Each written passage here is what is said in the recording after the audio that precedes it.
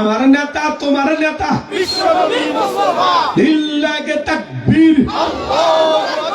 আল কোরআনের আলো, আল হাদিসের আলো, দুর্নীতির আলো বন্ধ করো। হাত নামান। অনেকে ঝোঁকে তালে বলেই ফেলেছেন দুর্নীতির আলো ঘরে ঘরে চালে। বাংলাদেশে দুর্নীতি দমন কমিশন আছে না নাই? এরপরে দুর্নীতি কমেছে নাকি ডিজিটাল কাজে বেড়ে চলেছে? দিন যত করার ছিল দুর্নীতির পাল্লা তত ভারী হচ্ছিল। কথা বলেন ঠিক কিনা?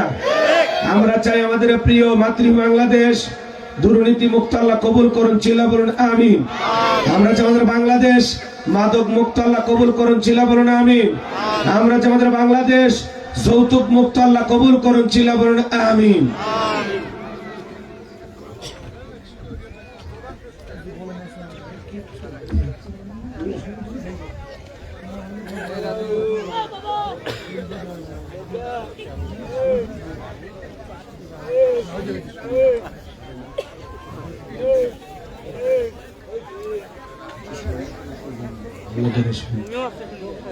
সম্মানিত ভাইরা আমার, ভূমিকা লম্বা কথা নয়, সরাসরি মূল আলোচনায় প্রবেশ করতে চাই। তারপরে দু একটি কথা না বললে নয়।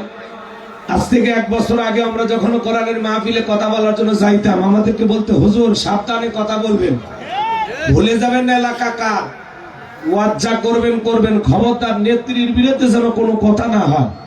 এখনকার এই বুদ্ধিজীবীরা আছে ভাই, টর্চ লাইট মেরেও চেহারা খুঁজে পাওয়া যাচ্ছে না। কথা বলেন ঠিক কিনা? এই জন্য মনে রাখবেন, জুলুম কখনো চিরস্থায়ী হতে পারে না। জালেমদের শেষ পরিণতি হলো পরাজয়, মাজলুমদের শেষ পরিণতি হলো বিজয়। শেষ বিজয়ের হাসি মুসলমানেরা হাসবে। কথা বলে ঠিক কিনা? ইন্নাল্লাহা লা ইয়াহদিল কওমাজ জালিমিন। যারা জালেম আল্লাহ তাদেরকে পছন্দ করে না, জালেমদেরকে আল্লাহ ভালোবাসে না। কথা বলেন ঠিক কিনা? এজন্য মনে রাখবেন, যারাই জুলুম করবে তাদেরকে পরাজয় বরণ করতেই হবে, হয় 2 দিন আগে অথবা 2 দিন পরে। মনে রাখবেন, জুলুম যত বাড়বে বিজয় তত নিকটে। জুলুম বাইরে গেছিল না, পতন হইছে না, কে করাইছে? কে করাইছে? আমরা চাইছিলাম একটা, আল্লাহ দেখাইল অন্য আরেকটা। আমরা কল্পনাও করতে পারি নাই যে বাংলাদেশে এরকম একটা ইতিহাস হতে পারে। একটু অপেক্ষা করেন, সামনের দিকে যায়, যদি সম্ভব হয় কিছু কথা বলবো। কষ্ট হচ্ছে কি আপনাদের? একটু বাতাস উঠছে তো কষ্ট হইতে পারে, আমারই ঠান্ডা লাগতেছে, আপনাদেরও তো কষ্ট হচ্ছে। তো আল্লাহ যেন এই কষ্টের বিনিময়ে আমাদেরকে জান্নাতে যাওয়ার রাস্তাটা সহজ করে দেন। একটু জোরে বলেন না আমিন। বিরক্ত হয়েছেন আমার কথা? তো চলেন ভূমিকা বাদ দিয়ে আমরা ডাইরেক্ট আলোচনা শুরু করি। সম্মানিত ভাইরা আমার, মনে রাখবেন, আপনার জন্য কেউ জায়গা ছেড়ে দেবে না, নিজের জায়গা নিজেকে তৈরি করে নেওয়া লাগবে। এই পৃথিবীর জমিনে অসংখ্য নবী রাসূলের দাওয়াতি কাজ করেছেন, তাদের দাওয়াতি কাজেও কাফের বেঈমানেরা বাধার প্রাচীর তৈরি করে দিয়েছিলেন। এরপরে আল্লাহর পয়গম্বরেরা শত বাধার প্রাচীরকে ভেঙে আল্লাহর জমিনে আল্লাহর পথে মানুষকে দাওয়াত দিয়েছেন। কথা বলে ঠিক কিনা? আপনার আমার প্রিয় নবী কালেমার দাওয়াতের দিকে করোনার প্রচার করতে গিয়ে মার খেয়েছেন, রক্ত জুড়িয়েছেন, দান মোবারক শহীদ হয়ে গেছেন। সাহাবা ইকরাম দিনকে প্রতিষ্ঠিত করতে গিয়ে মার খেয়েছেন, রক্ত জুড়িয়েছেন, জীবন দিয়েছেন। হ বাংলার মুসলমান, 1952 সালে এদেশের মানুষ যদি ভাষার জন্য জীবন দিতে পারেন, 1971 সালে আপনার আমার পূর্বপুরুষেরা এদেশের মাটির জন্য, এদেশের স্বাধীনতার জন্য যদি জীবন দিতে পারেন, রক্ত দিতে পারেন, 2024 সালে স্বৈরাচার জালেমকে বিদায় করে দেওয়ার জন্য এদেশের 2000-এর বেশি মানুষ যদি রক্ত দিতে পারেন, জীবন দিতে পারেন, প্রয়োজন যদি হয় আল্লাহর এই জমিনে আল্লাহর দ্বীনকে প্রতিষ্ঠিত করার জন্য, যদি কখনো ডাক আসে বিবির কাছ থেকে বিদায় নে, সন্তানদের কাছ থেকে বিদায় নে, মাথায় কাফরে বেঁধে আল্লাহর এই জমিনে আল্লাহর দ্বীনকে প্রতিষ্ঠিত করার জন্য, কোরআনের সমাজ ব্যবস্থা কায়েম করার জন্য নবীদের মতো, সাহাবা ইকরামদের মতো বুকের তাজা রক্ত দিতে হয় কোরআনের জন্য, দ্বীনের জন্য, ইসলামের জন্য। কারা কারা বুকের তাজা রক্ত দিতে রাজি? তুই হাত তুলে আল্লাহকে দেখান, তুই হাত তুলে আল্লাহকে দেখান।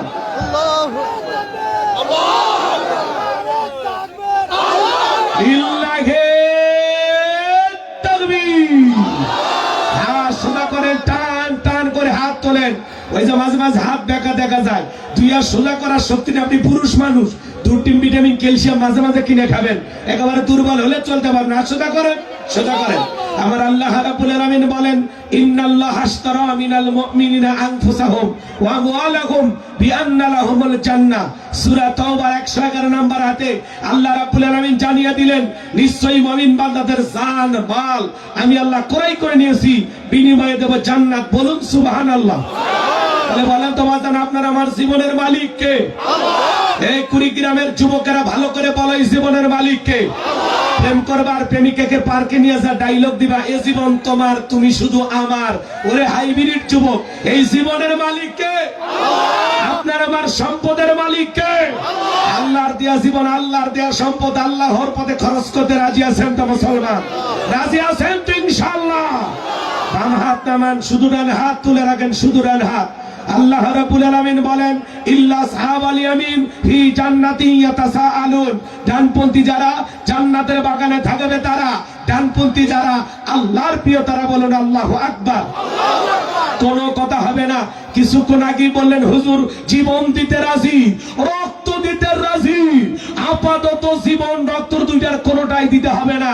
ডান হাতটা পকেটের ভিতর ঢুকে দিয়া যে যা পারেন যতটুকু পারেন এই তাফসীরুল কোরআন মাহফিলের জন্য প্রাণ ভরে দান করবেন। সোজা ডান হাত পকেটে দেন, আমিও দিচ্ছি। নিজের পকেটে হাত দেবেন, অন্য কারো পকেটে হাত দিয়ে পকেট মারি বলে মার খাবেন না। সবাই পকেটে হাত দেন। ছেলেবেলা যারা আছো বাবা, ব্যাগ নিয়ে, রুমাল নিয়ে, চাদর নিয়ে, যার কাছে যা আছে তাই নিয়ে মাঠে নামো, খেলা হবে। ছেলেবেলে যাচ্ছে, সবাই পকেটে হাত দেন, সবাই পকেটে হাত। যে যা পারেন যতটুকু পারেন প্রাণ ভরে দান করেন। আল্লাহ সবাইকে দান করে তৌফিক দান করুন। জোরে বলুন আমিন। পকেটে হাত দেন, পকেটে হাত দেন। ছেলেবেলে কই? স্বেচ্ছাসেবক কোথায়? ছেলেবেলে কোথায়? যুবকেরা তাড়াতাড়ি তাড়াতাড়ি, সময় কম, সময় কম। খুব দ্রুত গতিতে, খুব দ্রুত গতিতে প্যান্ডেলের ভিতর ঢুকে পারেন। এই যুবক যারা আছে বাবা, একটু রুমান্ডে কালেকশন করে টাকাগুলো মঞ্চে পাঠায় দেন। আপনারা পকেটে হাত দিয়ে 10, 20, 50, 200, 100, 500, 2, 4, 5, 10,000, 1 লাখ, 2 লাখ, যে যা পারেন আল্লাহর রাস্তায় পকেটে হাত দিয়ে প্রাণ ভরে টাকা দান করেন। খবরদার কেউ যেন আবার বিড়ি ম্যাচ দিন না। সবাই পকেটে হাত দিয়ে আল্লাহর রাস্তায় টাকা দান করেন। মহিলা প্যান্ডেলে পাঠায় দেন। আমার মা বোন যারা বসে আছেন, আমি জানি কুড়িগ্রাম জেলার মা বোনদের হাতের রান্না যেমন ভালো, মনটা তার সাথে বেশি ভালো। আল্লাহ আমার মা বোনদেরকে দান করা তৌফিক দান করুন। জোরে বলুন আমিন। হ্যাঁ, মহিলা প্যান্ডেলের লোকজন পাঠায় দেন। মা বোনেরা আপনাদের মাঝে চলে গেছে চাদর, বোরকার পকেট থেকে করে দেন হালকা করে একটু আদর। যাদের মন আয়েশা, ফাতেমা, খাদিজার মতো নরম, তারা অবশ্যই দান করবে। এই তাফসীরুল কোরআন মাহফিলের জন্য এই বিশাল আয়োজন করতে গিয়ে যুবকদের অনেক খরচ হয়েছে। যে যা পারেন যতটুকু পারেন, 10 লাঠি 1 বোঝা, সবাই একটু সহযোগিতার হাত বাড়াবেন। আমার হাতে 500 টাকা, 1000 টাকা, 2, 4, 5, 10,000। এলাকার গণ্যমান্য ব্যক্তিবর্গ, সভাপতি, প্রধান অতিথি যারা আছেন তাড়াতাড়ি করে দেন। সময় কম, আমি আলোচনায় চলে যাব, কষ্ট দেব না। খুব দ্রুত গতিতে 2-1 মিনিটের মধ্যে কালেকশন করে আমরা আলোচনায় চলে যাব। জিকির করে লা ইলাহা ইল্লাল্লাহ,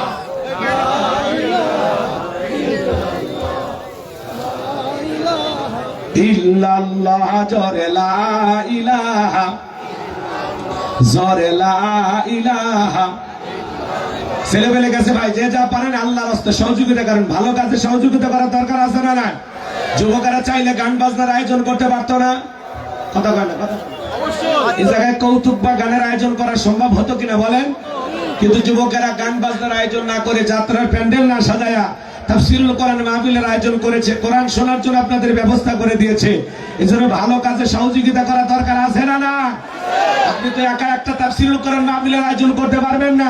500 টাকা দিয়ে সহযোগিতা করেন, যে আমিও যুবকদের পাশে থাকলাম, যাতে আগামী বছর আরো দেশ বরণ্য কোনো আলেম আপনাদের এই পশ্চিম শিববাড়িতে আনতে পারে। যুবকেরা অনেক কষ্ট করে, ওরা বারবার মোবাইলে যোগাযোগ করে আমাকে দাওয়াত এনেছেন। এজন্য মেহেরবানি করে ওদের পাশে থাকেন, সহযোগিতার হাত বাড়ান। আমার হাতে দেওয়ার মতো কেউ নাই। 500 টাকা, 1000 টাকা, এলাকার গণ্যমান্য ব্যক্তিবর্গ দেন না, বাজান আসেন, তাড়াতাড়ি আসেন, সময় কম, খুব দ্রুত গতিতে। দেওয়ার মতো কেউ থাকলে আসেন, মুসাফিরের হাতে হাত রেখে দিয়ে যান, আমি দোয়া করে দেব। আল্লাহ যেন বিশ্ব নবীর সাথে একই জান্নাতে কবুল করেন। জোরে বলেন আমিন।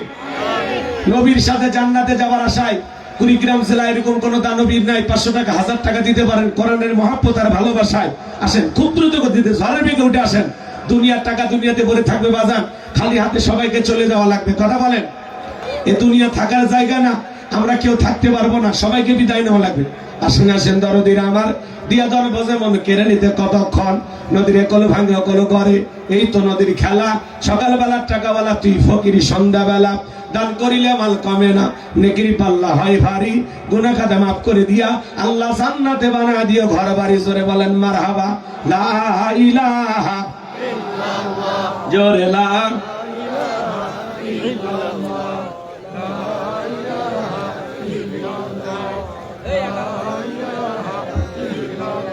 জোরে লা ইলাহা জোরে লা ইলাহা ছেলেবেলে গেছে বাজান যে যা পারেন তাড়াতাড়ি করে দেন কালেকশন করে টাকাগুলো মঞ্চে নিয়ে আসেন সব টাকা এক জায়গায় করেন মহিলা প্যান্ডেলের টাকাগুলো নিয়ে আসেন ভাই 500 টাকা 1000 টাকা দেওয়ার মতো দুই একজনও নাই নাই নাই দেওয়ার মতো থাকলে বাজান আসেন দিল থেকে দোয়া করে দেব দেখি কার দিলটা নরম হয় আসেন মুসাফিরের হাতে হাত রেখে মুসাফা করে যাবেন খুব দ্রুত গতিতে আসেন দিলটা নরম করে আসেন আমি আপনার জন্য দিল থেকে দোয়া করে দেব আল্লাহ যেন রসুলের সাথে একই জান্নাতে কবুল করেন জোরে বলেন আমিন মাশাআল্লাহ কি নাম বাবা আলহাজ জহুরুল ইসলাম নাম বাপের বেড়া করছে একখান কাম নগদে 500 টাকা জোরে কোন মারহাবা আল্লাহ দানটা কবুল করে হায়াত বাড়ায় দাও জিন্দেগির গুনাহগুলো মাফ করে দাও কোটি কোটি টাকার মালিক বানায় দেন জোরে বলেন আমিন শামীম ভাই তার জন্য দোয়া না করে কেমনে গাই বান্দায় যায় নগদে 500 টাকা জোরে কোন মারহাবা লিল্লাহি তাকবীর আরে বাবার পাগল বাবার জন্য দোয়া চাই হুজুর আমার বাবার জন্য দোয়া করবেন বাবার জন্য দোয়া আছে 550 টাকা দিয়েছে আল্লাহ এ দানটা কবুল করো বাবা মারা গেছে বাবার কবরটা জান্নাতের বাগান বানায় দেন জোরে বলেন আমিন যারা বাবা নাই সে জানে বাবা হারায় কত কষ্ট বাবা হলো আমাদের বটবৃক্ষ সারাটা জীবন ছায়া দেয় আগলায় রাখে কথা বলে আরে বাবার পাগল বাবাকে ভালোবেসে 500 টাকা দিয়েছে আল্লাহ কবুল করেন আসেন আসেন দরদিরা আমার দিয়া ধন বজে মন কেড়ে নিতে কতক্ষণ নদীর কোল ভাঙেও কোল করে এই তো নদীর খেলা সকালবেলার টাকাওয়ালা তুই ফকিরি সন্ধ্যাবেলা আসেন তাড়াতাড়ি করে আসেন 2-1 মিনিটের মধ্যে দিয়ে দেন না দিলে চলেন ওয়াজে চলে যায় ভাই টাকাগুলো নেন ধরেন আলহামদুলিল্লাহ যে যা দিয়েছে আল্লাহ কবুল করেন মহিলা প্যান্ডেলে টাকা পাইছেন হ্যাঁ মহিলা প্যান্ডেলে যারা কালেকশন করতেছেন দয়া করে টাকাগুলো মঞ্চে পাঠিয়ে দেন ভাই সভাপতি প্রধান অতিথি গণ্যমান্য ব্যক্তিবর্গ ওনাদের কাছে পাইছেন দিয়ে দিয়েছে কখন নাকি হ্যাঁ আপনারা আগে দিয়েছেন আলহামদুলিল্লাহ তাহলে এখন আজ চলে যায় বড় ভাই যা হয়েছে আলহামদুলিল্লাহ আচ্ছা ঠিক আছে যেহেতু দিনের বেলায় সময় কম ভাই বারবার বলতেছেন হুজুর দেরি করে আসছে আসলে আমি দেরি করে আসিনি আমি 2টা বাজার 2-3 মিনিট আগে স্কুলে আসছে স্কুলে কমিটির লোক ফোন দেয় ধরে না আসার আগ পর্যন্ত ওরা বারবার ফোন দেয় 10 মিনিট পর পর পরে আমি এসে ফোন দেয় হারা ফোন ধরে না কথা বুঝছেন পরে এখানে 10-15 মিনিট বসে থাকলাম এই টিভির মতো কেউ যায় না পরে দেখ পাঞ্জাবি এলা ভাই যা করছে ভাই আপনি বক্তা আমি হ্যাঁ চিনতে পারতেছেন না তখন করছে ভাই চলেন ওই দিকে যান তো এখানে বাড়িতে নিয়ে আসলো এমন এক রাস্তা যাওয়ার কোনো জায়গা নেই গাড়ি ব্যাগে চলে গেল পরে মসজিদে নামাজ পড়ে মঞ্চে আসলাম খাওয়া দাওয়া করি নাই বলে দরকার না আগে ওয়াজ করি কারণ আমার নাকি লেট হয়েছে পরে দেখি না মাইক তো চলতেছে অতিথিরা কথা কয় তা আমি আসলেও তো অতিথি দিতেন কথা কয় না কে পথে পথে সব ক্লিয়ার হয়ে যাওয়ার পরে আসছি রাগ করছেন এখন চলেন আমরা ভূমিকা ছাড়া ডাইরেক্ট ওয়াজ শুরু করি 3টা বাজে 4টা 15-20 পর্যন্ত আমি আলোচনা করব এরপরে আসলে নামাজের বিরতি হবে ইনশাআল্লাহ নামাজ মনে 4টায় পড়েন আজকে একটু 10-5 মিনিট যদি এদিক সেদিক হয় আপনারা বললে আমি 4টায় ছেড়ে দেবো আমার তো আরো ভালো হয় তাই না প্রতিদিন কথা বলা 5-10 মিনিট কম করতে পারলে আমার জন্য ভালো হয় তো ঠিক আছে যারা দাঁড়িয়ে আছেন ভাই বসেন ভাইরা যত বড় প্যান্ডেল করছে প্যান্ডেল কিন্তু ভরে গেছে তাই না এর অনেক বড় প্যান্ডেল এই দিনের বেলায় মনে করছে যে লোকজন হয় কি না এজন্য কোনো মতে সাজায় রাখছে আবার এরকম সাতক্ষীরা যশোরে গেলে এরকম খালি মঞ্চই সাজায় পুরোটা ফাঁকা হাজার হাজার মানুষ ফাঁকাতে বসে বসন কিন্তু যেহেতু শীতের দিন ফাঁকা রাখলে কষ্ট একটু বাতাস আসলে শ্রোতারা ওইভাবে শুনে কষ্ট পায় তো বসেন যেহেতু আমরা পুরুষ মানুষ ঠান্ডা সহ্য করার ক্ষমতা নাই যুবকেরা বসো ওই যে আলের ওপর দিয়ে বসে গেছে কিছু চাচারা টেনশন নাই আল ধইরা থাকেন কিন্তু জমির মালিক হতে পারবেন না ওই জমি আলা আলাদা ঠিক আছে বসেন যুবকেরা দাঁড়ায় থাকেন বসেন খেয়াল আছে একটু বসার জন্য দেন না ভাইরা কষ্ট করতেছে একটু খেয়াল আনেন না এই ছেলে পেলে এই পোলা পান খেয়াল দাও চলেন, লিখেছেন তাফসিরুল কোরআন মাহফিল, আলোচনা তাফসির ভিত্তিক হওয়ার দরকার আছে না? আপনারা বুঝলেও তাফসির করব, না বুঝলেও করব, কিন্তু না বোঝার মতো কিছু বলবো না। যদি একটু মনোযোগ দিয়ে শোনেন মজা পাবেন ইনশাআল্লাহ। তো ভাইরা বসেন, সবাই বসেন। আমি কথা বলবো পবিত্র কোরআনুল কারীমের 23 নাম্বার সূরা, সূরা নাম্বার 23 বাতিলের হবে সাইজ ইনশাআল্লাহ। বলেন। মোট আয়াত আছে 118, রুকু আছে 6টি। বিশ্ব নবীর মক্কার জিন্দেগিতে আল্লাহ রাব্বুল আলামিন এই সূরাটি নাজিল করেছেন। সূরাটির নাম সূরা আল মুমিনুন। আল্লাহ পাক তার বিশ্বাসী বান্দাদের জন্য সূরা আল মুমিনুন নাজিল করেছেন। যারা অবিশ্বাসী কাফের এদের জন্য আল্লাহ রাব্বুল আলামিন একটি সূরা নাজিল করেছেন। সূরাটির নাম হলো কাফিরুন। জোরে বলেন কি না? কাফিরুন। কি আপনারা ঘুমাইছেন? না। বালিশ আনতে বলবো? না। একটু আওয়াজ দেওয়া লাগবে। আমি করব আওয়াজ, আপনারা দেবেন আওয়াজ, জবাব দিবেন ঠিক ঠিক। আলোচনা হবে কমপ্লিট। শ্রোতাদের স্পিরিটে বারে বক্তার হিট, আলোচনা হবে জায়গা মতো ফিট। আগে বলতাম কিছু আজ প্যান্ডেলে, কিছু আজ অ্যাঙ্গেলে, এখন আর অ্যাঙ্গেলে না, যা বলবো সব ডাইরেক্ট। অ্যাঙ্গেলে বলা দিন শেষ, ডাইরেক্ট বলার বাংলাদেশ। কথা বলে ঠিক কিনা? একটা আওয়াজ দেয় লিল্লাহে তাকবীর। এরপরে মুখ দিয়ে যারা আল্লাহু আকবার বলেনি ও কপাল পরা। আল্লাহু আকবার বলবেন, হাড়ে কোনো সমস্যা থাকলে আল্লাহ দূর করে দেবে। আল্লাহু আকবার মানে কে বড়? আল্লাহ নামে স্লোগান দিতে কৃপণতা করেন? জন্মের সময় মানে মৃত্যুর সময় যে কালেমা আসবে তার কি গ্যারান্টি আছে? আল্লাহরে ভালোবাসেন না, আল্লাহু আকবার বললে সমস্যাটা কি? এটা কোনো দলীয় স্লোগান? হ্যাঁ, আল্লাহু আকবার মানে কে বড়? কার বরত্ব ঘোষণা করলেন? রাব্বাকা ফাকাব্বির, তাকবীর হবে রবের নামে, স্লোগান হবে রবের নামে। যেই জমিনে আল্লাহর শ্রেষ্ঠত্ব বরত্ব ঘোষণা করা হয় ওই জমিনে কোনো শয়তানি শক্তি টিকতে পারে না। মুসলমানের আওয়াজে অনেক কিছু। মুসলমান আজকে আওয়াজ দিতে জানে না। সুবহানাল্লাহ আলহামদুলিল্লাহ তাসবিহ পড়বেন, শয়তান বসে জিকির করবে। যখনই বলবেন লিল্লাহে তাকবীর আল্লাহু আকবার, শয়তানও পালানোর রাস্তা খোঁজে। আপনি বুঝতে পারলেন না আল্লাহু আকবারের কত দাম। আর একবার আওয়াজ দিচ্ছি, যারা জবান খুলবেন আমি তাকায় দেখবো, আর মালিক আপনিও দেখেন। লিল্লাহে তাকবীর। এইবার সবাই ঠোঁট নাড়াইছে আলহামদুলিল্লাহ। আল্লাহ যেন আমাদেরকে মুমিন হিসাবে কবুল করেন। জোরে বলো আমিন। তাহলে কাফেরদের জন্য আল্লাহ রাব্বুল আলামিন একটি সূরা নাজিল করে দিয়েছেন। সূরাটির নাম কি বলে? কুল ইয়া আইয়ুহাল কাফিরুন। যারা কাফির অবিশ্বাসী এদের জন্য আল্লাহ রাব্বুল আলামিন সূরা কাফিরুন নাজিল করেছেন। যারা হলো দুর্দুল্যমান, দুই নৌকায় পা দিয়ে চলে, মুখে বলে একটা, অন্তরে আর একটা, দুমুখ সাপ। বৃষ্টি যেই দিকে ছাতা ধরে সেই দিকে গোলালু মার্কা, সব তরকারিতে চলে, সুবিধাবাদ জিন্দাবাদ। এদের নাম কি? মাশাআল্লাহ, চালাক আছে কিছু লোক, চালাক, সবাই এখনো চালাক হতে পারেননি। এদের নাম হলো মুনাফিক। কি নাম? এই মুনাফিকদের জন্য আল্লাহ রাব্বুল আলামিন একটি সূরা নাজিল করেছেন। সূরাটির নাম হলো মুনাফিকুন। কি নাম? মুনাফিকুন। এই মুনাফিকদের স্বভাব হলো ইসলাম নামের গাছের গোড়া কেটে মাথায় পানি ঢালে। কথা বলেন? ওরা মুখে মুখে বলে আমরা ইসলামকে ভালোবাসি, আর ভিতরে ভিতরে সুযোগ পাইলে ইসলামকে জবাই করে। কথা কর। চুপ করে থাক ধোঁকাবাজ, চোখে তোদের নাহি লাজ। চুপ করে থাক ধোঁকাবাজ, চোখে তোদের নাহি লাজ। গোড়া কেটে মাথায় ঢালো পানি, তোদের চিনি আর কতকাল করবি রে শয়তানি। এই মুনাফিকেরা ইসলামের সবচেয়ে বেশি ক্ষতি করে। মনে রাখবেন, বৌদ্ধদের ভিতর থেকে মুনাফিকের জন্ম হয় না, খ্রিস্টানদের ভিতর থেকে মুনাফিকের জন্ম হয় না, হিন্দুদের ভিতর থেকে মুনাফিকের জন্ম হয় না। মুনাফিকের জন্ম হয় মুসলমানের ভিতর থেকে। উপরে মুসলমানের কভার করে থাকে, ভিতরে মুনাফিকে দিয়ে ভরা। এই মুনাফিকদের দ্বারা ইসলামের সবচেয়ে বেশি ক্ষতি হয়। আপনারা বুঝতে পারছেন? আজকে মুনাফিকদের মুখোশ উন্মোচন করার সুযোগ নাই। আমি আজকে কথা বলবো মুমিনদেরকে নিয়ে। আমরা সবাই মুমিন, এতে কোনো সন্দেহ আছে নাকি?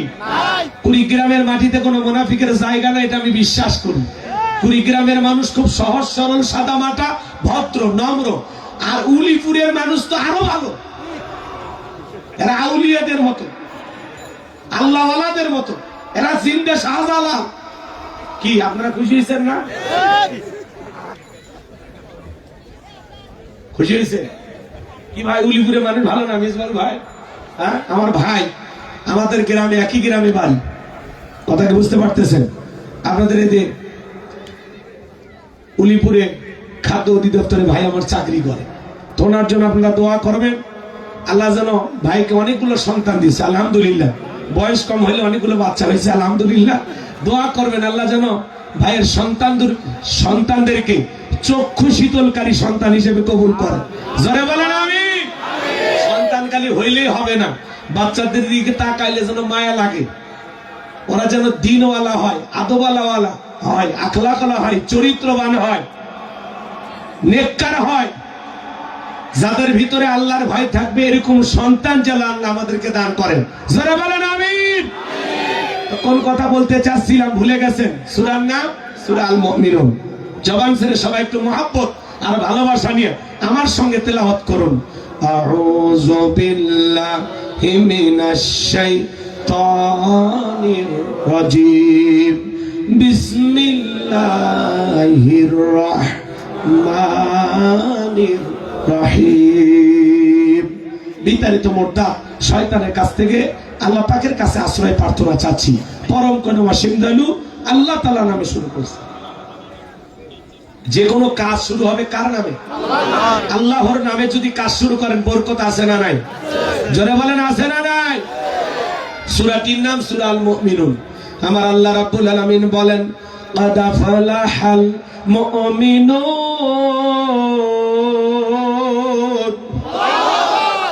যে কোনো আয়াত বা সূরার তাফসীর করতে হলে কোন প্রেক্ষাপটে কোন সময় আল্লাহ তাআলা সেই আয়াতটি বা সূরাটি নাজিল করেছেন, সেই নাজিলের প্রেক্ষাপট জানা দরকার আছে না নাই? আরবিতে বলা হয় শানে নজুল। যদি শানে নজুল আলোচনা করা হয় তাহলে তাফসীর বুঝতে সহজ হয়। তাহলে সূরা আল মুমিনুন আল্লাহ তাআলা রাসূলের উপরে কোন প্রেক্ষাপটে কোন সময় নাজিল করেছেন, সেই নাজিলের সময়কালটা একটু জানার দরকার আছে না নাই? আমি কি একটু বলবো? কষ্ট হবে না? তাকবীর দেন, লিল্লাহি তাকবীর। সম্মানিত ভাইয়েরা আমার, নবীর প্রিয় সাহাবী হযরত ওমর ফারুক রাদিয়াল্লাহু তাআলা ডেকে বলেন, আমি মৌমাছির গুনগুন আওয়াজ শুনলাম। ডানে তাকায় মৌমাছি নাই, বামে তাকায় মৌমাছি নাই। নবীজির চেহারা মোবারকের দিকে তাকায় দেখি নবীজি ফিসফিস করে কি যেন তিলাওয়াত করতেছেন। হযরত ওমর ফারুক ডেকে বলেন, আমার বোঝার বাকি রইল না, আসমান থেকে নবীজির উপরে কোরআনুল কারীম নাজিল হচ্ছে আর বিশ্ব নবী কোরআনুল কারীম রিসিভ করতে ব্যস্ত। বলুন সুবহানাল্লাহ। মৌমাছির গুনগুন আওয়াজ হলে কোরআনুল কারীম নাজিল হয়। দপ্তরি ছুটির ঘন্টাই বাড়ি মারে, টনটন আওয়াজ হলে কোরআনুল কারীম নাজিল হয়। নবীজি যখন ঘোড়ার উপরে থাকতেন ওই সময় যদি কোরআনুল কারীম নাজিল হইতো, ওহির ভারে ঘোড়ার পা গুলো বালুর ভিতরে ডেবে যেত। বলেন আল্লাহু আকবার। নবী যখন উটের উপরে থাকতেন ওই সময় যদি কোরআনুল কারীম নাজিল হইতো, ওহির ভারে উটের মাথা জমিনের সঙ্গে লেগে যেত। এক সাহাবী রানের উপরে মাথা রেখে নবীজি আরাম ফরমাচ্ছেন, ওই সময় কোরআনুল কারীম নাজিল হলো। সাহাবী ডেকে বলেন, আমার কাছে মনে হয় আমার রানটা ফেটে যাবে, আমার কাছে মনে হয় আমার রানের উপরে পাহাড় চেপে ধরা হয়েছে। তাহলে কোরআনুল কারীমের একটা আলাদা ওয়েট, আলাদা একটা ওজন আছে না নাই? জীবনের প্রথম ওহী রিসিভ করতে গিয়ে নবীজির শরীর মোবারকে জ্বর পর্যন্ত এসেছিল। দীর্ঘ 23টি বছরে আল্লাহ তাআলা রাসূলের উপরে এই কোরআনুল কারীম নাজিল করেছেন। কিন্তু আমরা এমনও কপাল পোড়া মুসলমান, 40-50 বছর বয়স হয়ে গেছে, আল্লাহর কোরআনটা কোনোদিন খুলেও দেখিনি, পড়তেও পারি না, এমন মুসলমান আছে না নাই? আজান বলেন তো, আমাদের কোরআন পড়া দরকার আছে না না? কোরআনের সাথে সম্পর্ক রাখা দরকার আছে না নাই? আমার ভাইয়েরা, লম্বা হবে, লম্বা করার কোনো সুযোগ নাই। রাসূলের উপরে 8টি পদ্ধতিতে কোরআনুল কারীম নাজিল হইতো। বলতে গেলে লম্বা সময় লাগবে, এত সময় আপনাদের হাতেও নাই, আমার হাতেও নাই। হযরত ওমর ফারুক ডেকে বলেন, নবীজির কোরআনুল কারীম রিসিভ করা শেষ হয়ে গেল। নবীজি সাহাবায়ে কিরামদের দিকে মুখ করে ডেকে বলেন, আমার সাহাবীরা, এই মাত্র আসমান থেকে জিবরাইল এসে আমার উপরে সূরা আল মুমিনুনের 10টি আয়াত কারিমা নাজিল করে জানা দিয়ে গেলেন, নবী গো, এই 10টি আয়াতের ভিতরে আল্লাহ রাব্বুল আলামিন তার আদরের মুমিন বান্দাদের জন্য 7টি কোয়ালিটি নিয়ে আলোচনা করেছেন, 7টি গুণাবলী নিয়ে আলোচনা করেছেন। কোন মুমিন যদি এই 7টি গুণে গুণান্বিত হতে পারে, 7টি গুণ দিয়ে তার জীবনটাকে সাজাইতে পারেন, আমার আল্লাহ বলেন, উলাইকা হুমুল ওয়ারিসুন আল্লাযীনা ইয়ারিসুনাল ফিরদাউস হুম ফিহা খালিদুন। আমার আল্লাহ বলেন তারাই হবেন উত্তরাধিকারী জান্নাতুল ফিরদাউসের, সেখানে তারা চিরকাল বসবাস করবেন। আমার আল্লাহ কোনদিন তাদেরকে জান্নাত থেকে বের করে দেবেন না। চিৎকার মেরে বলুন সুবহানাল্লাহ। বাবা মারা গেলে ওয়ারিশ সূত্রে সন্তান যেরকম বাবার সম্পত্তির ভাগ পায়, কোন মুমিন যদি এই 7টি কোয়ালিটি অর্জন করতে পারে, এই 7টা গুণ দিয়ে তার জীবনটাকে সাজাইতে পারেন, তার নামে জান্নাতুল ফিরদাউসে জায়গা বরাদ্দ হয়ে যাবে। সে হবে জান্নাতুল ফিরদাউসের উত্তরাধিকারী। বলুন সুবহানাল্লাহ। কারা কারা জান্নাতে যেতে চান দুই হাত তুলে মালিককে দেখান। আল্লাহ আমাদের সবাইকে জান্নাতুল ফিরদাউসের মেহমান হিসেবে কবুল করুন। চিল্লা বলেন আমিন। আরেকটু জোরে বলুন না আমিন। আরো একবার বলেন আমিন। এবার 7টা আঙ্গুল দেখান। জান্নাতে যেতে হলে কয়টা গুণাবলী? 7টি। জোরে বলেন কয়টি? আরো জোরে। জোরে বলেন না। আপনার মানে একটু মিছিল করার পেশ করেন। 16 বছর মিছিল করতে পারেননি, সামনে 16 বছরে কাজ আদায় করা লাগবে। কথা বলেন, কথা রাগ করতেছেন নাকি আপনারা? এই যুবক যারা আছো নিরাশ হয় না। তোমরাও যুবক, আমিও যুবক। তোমাদের মনের দুঃখটাকে আমি বুঝি। তোমাদের জন্য স্পেশাল কিছু আলোচনা মাথার মেমোরিতে সেভ করা আছে, সময় মতো ডাউনলোড দিয়ে শোনায়া দেব। লাফালাফি করলে কিছুই পাইবা না। কথা কয় না, কথা কয় না। মা বোন যারা আসছেন, মা আপনারাও নিরাশ হবেন না, আপনাদের জন্য কিছু আলোচনা হবে ইনশাআল্লাহ। বিশেষ করে এই সমস্ত মা বোনদের জন্য আলোচনা হবে যে সমস্ত মা বোনেরা আঁকা বাঁকা পথে চলে, স্বামী টাইম দিবের চায় না। আজকে মা বোনদেরকে ওয়াজের মাধ্যমে সোজা রাস্তা দেখানো হবে। কথা কন ঠিক কিনা? অপেক্ষা করেন, তাহলে আলোচনার গভীরে যাব। কষ্ট হবে না তো? ঠিক আছে, আমার দিকে তাকান। কষ্ট হচ্ছে ভাই? আমার ভাইয়েরাম, নবী তখন সাহাবায়ে কেরামদের দিকে মুখ ঘোরায় ডেকে বলেন, ও আমার সাহাবীরা, আমি এইবার তোমাদেরকে তেলাওয়াত করে শোনায় দেই। আল্লাহ রাসূল তখন সাহাবায়ে কেরামদের সামনে এই কয়েকটি আয়াত তেলাওয়াত করে শুনিয়ে দিলেন। আমার আল্লাহ রাব্বুল আলামিন বলেন, কাদ ফালাহাল মুমিনুন। অবশ্যই মুমিনেরা সফল, অলরেডি মুমিনেরা সফল। সফল হয়েছে তারা, ঈমান এনেছে যারা। আল্লাহু আকবার। আল্লাহর কাছে সফল হতে পারবে তারা, ঈমান আনবে যারা। আমরা মনে করি ক্ষমতা থাকলে সফল, টাকা থাকলে সফল, যশ খ্যাতি থাকলে সফল, লোকটা চাকরি পাইলে সফল, ব্যবসায়িক দিক দিয়ে সে মনে হয় সফল। কথা কয় না? আমরা এগুলোই তো সফলতার মাপকাঠি মনে করি। টাকা থাকলে সফল, ক্ষমতা থাকলে সফল, যশ খ্যাতি থাকলে সফল, ব্যবসায়িক দিক দিয়ে সফল। আরে ওই লোকটা সফল হয়েছে, কি করছে? সেই ব্যবসা বাণিজ্য কইরা বিশাল টাকার মালিক হয়ে লোকটা সফল হয়েছে। আচ্ছা, এরকম বলেন কিনা বলেন? এগুলো কিন্তু সফলতার মাপকাঠি না। আল্লাহর কাছে সফল হতে পারবে তারা, ঈমান আনবে যারা। বর্তমান পৃথিবীর সবচাইতে ক্ষমতাধর ব্যক্তির নাম হলো, বলেন কি নাম? ডোনাল্ড ট্রাম্প, আমেরিকার প্রেসিডেন্ট। আমেরিকার 200 বছরের ইতিহাসে আজ পর্যন্ত তারা কখনো কোন নারীকে তাদের প্রেসিডেন্ট বানায় নাই। এই হাফ পাগল,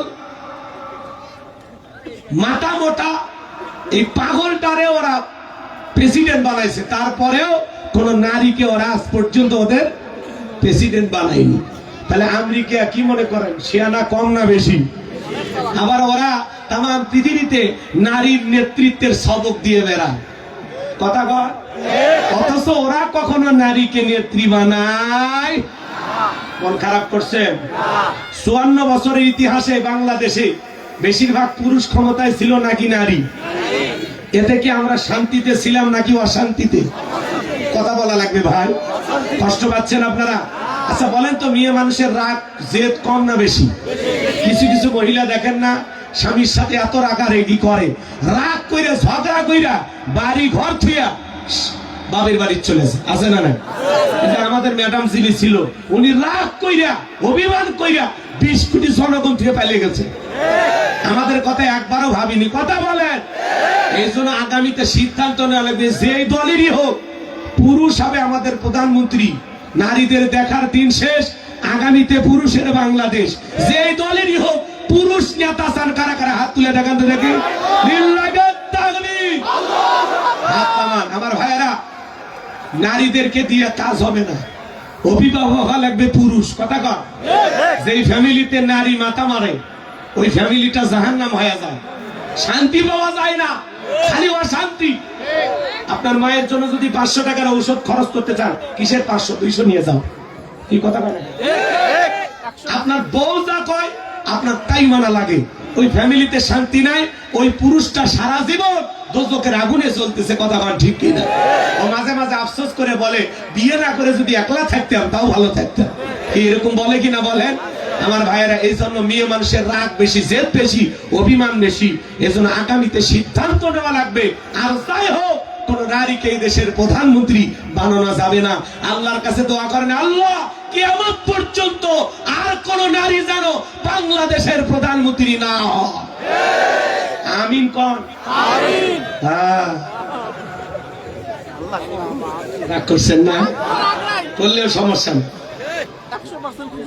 কষ্ট হচ্ছে হইলেও। আমেরিকার প্রেসিডেন্টের নাম কি?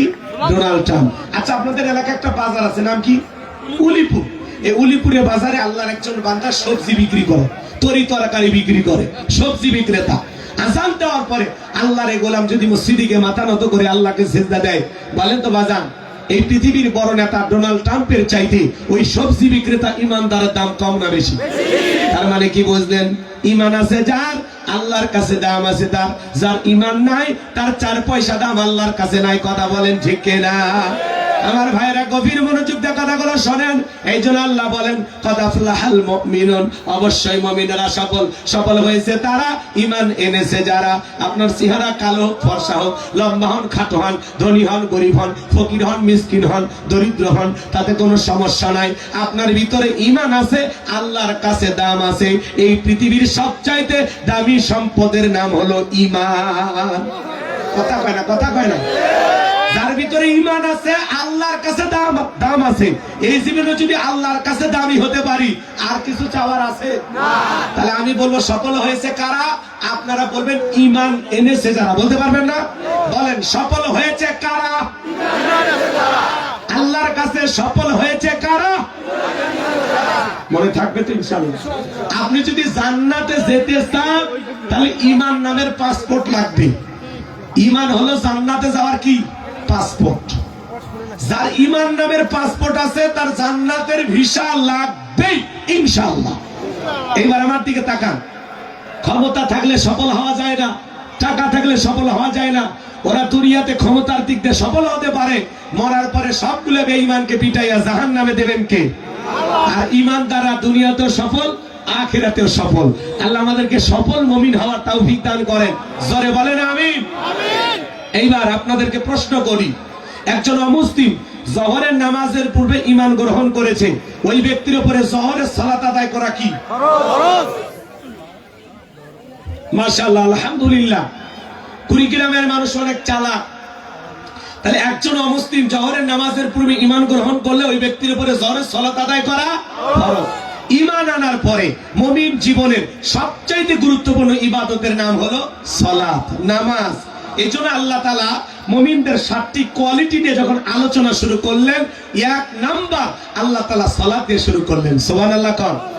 যুবক, তোমাদের জন্য 4 নাম্বার গুণাবলীতে ওয়াজ আছে। কয় নাম্বার? 4 নাম্বার। কথা বলেন, কয় নাম্বার? 4 নাম্বার গুণাবলীতে যুবকদের ওয়াজ আছে। একটু অপেক্ষা করেন। সম্মানিত ভাইয়েরা আমার, গভীর মনোযোগ দিয়ে কথাগুলো শুনে যান বাজান।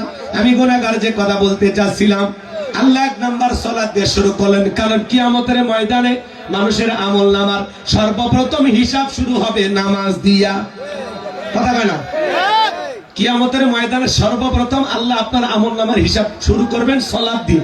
নামাজ যদি ঠিকঠাক হয় আর বাকি আমলে যদি একটু 19-20 হয়, আল্লাহ তাআলা ছাড় দেবেন।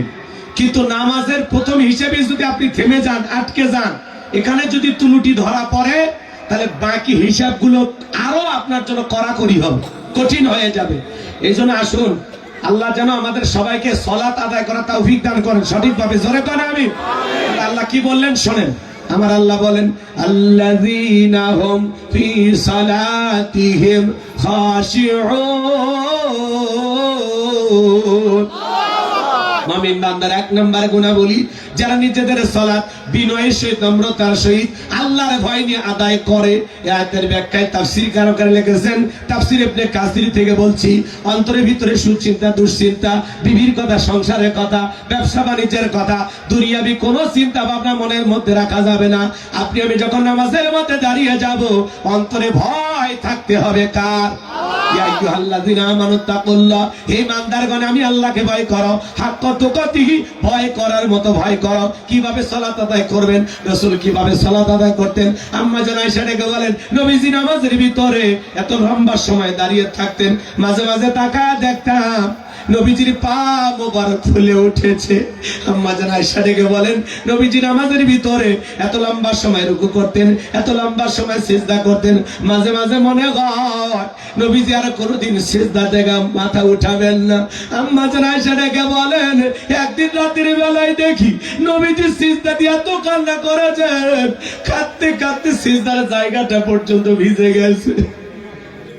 নবী যখন সিজদা থেকে মাথা উঠাইলেন, আম্মা জান আয়েশা জিজ্ঞাসা করেন, নবী গো এত কান্না কেন করলেন, কি হয়েছে আপনার? নবী তখন ডেকে বলে, আয়েশা আমি তো আমার জন্য কাঁদি না, আমি কাঁদি আমার গুনাহগার উম্মতের জন্য। আমি আল্লাহর কাছে কেঁদে কেঁদে বলি, আল্লাহ আমার গুনাহগার উম্মতের গুনাহগুলো মাফ করে দাও। ও আল্লাহ, আমার গুনাহগার উম্মতকে ওই কঠিন জাহান্নামের আগুন থেকে তুমি মুক্তি দাও।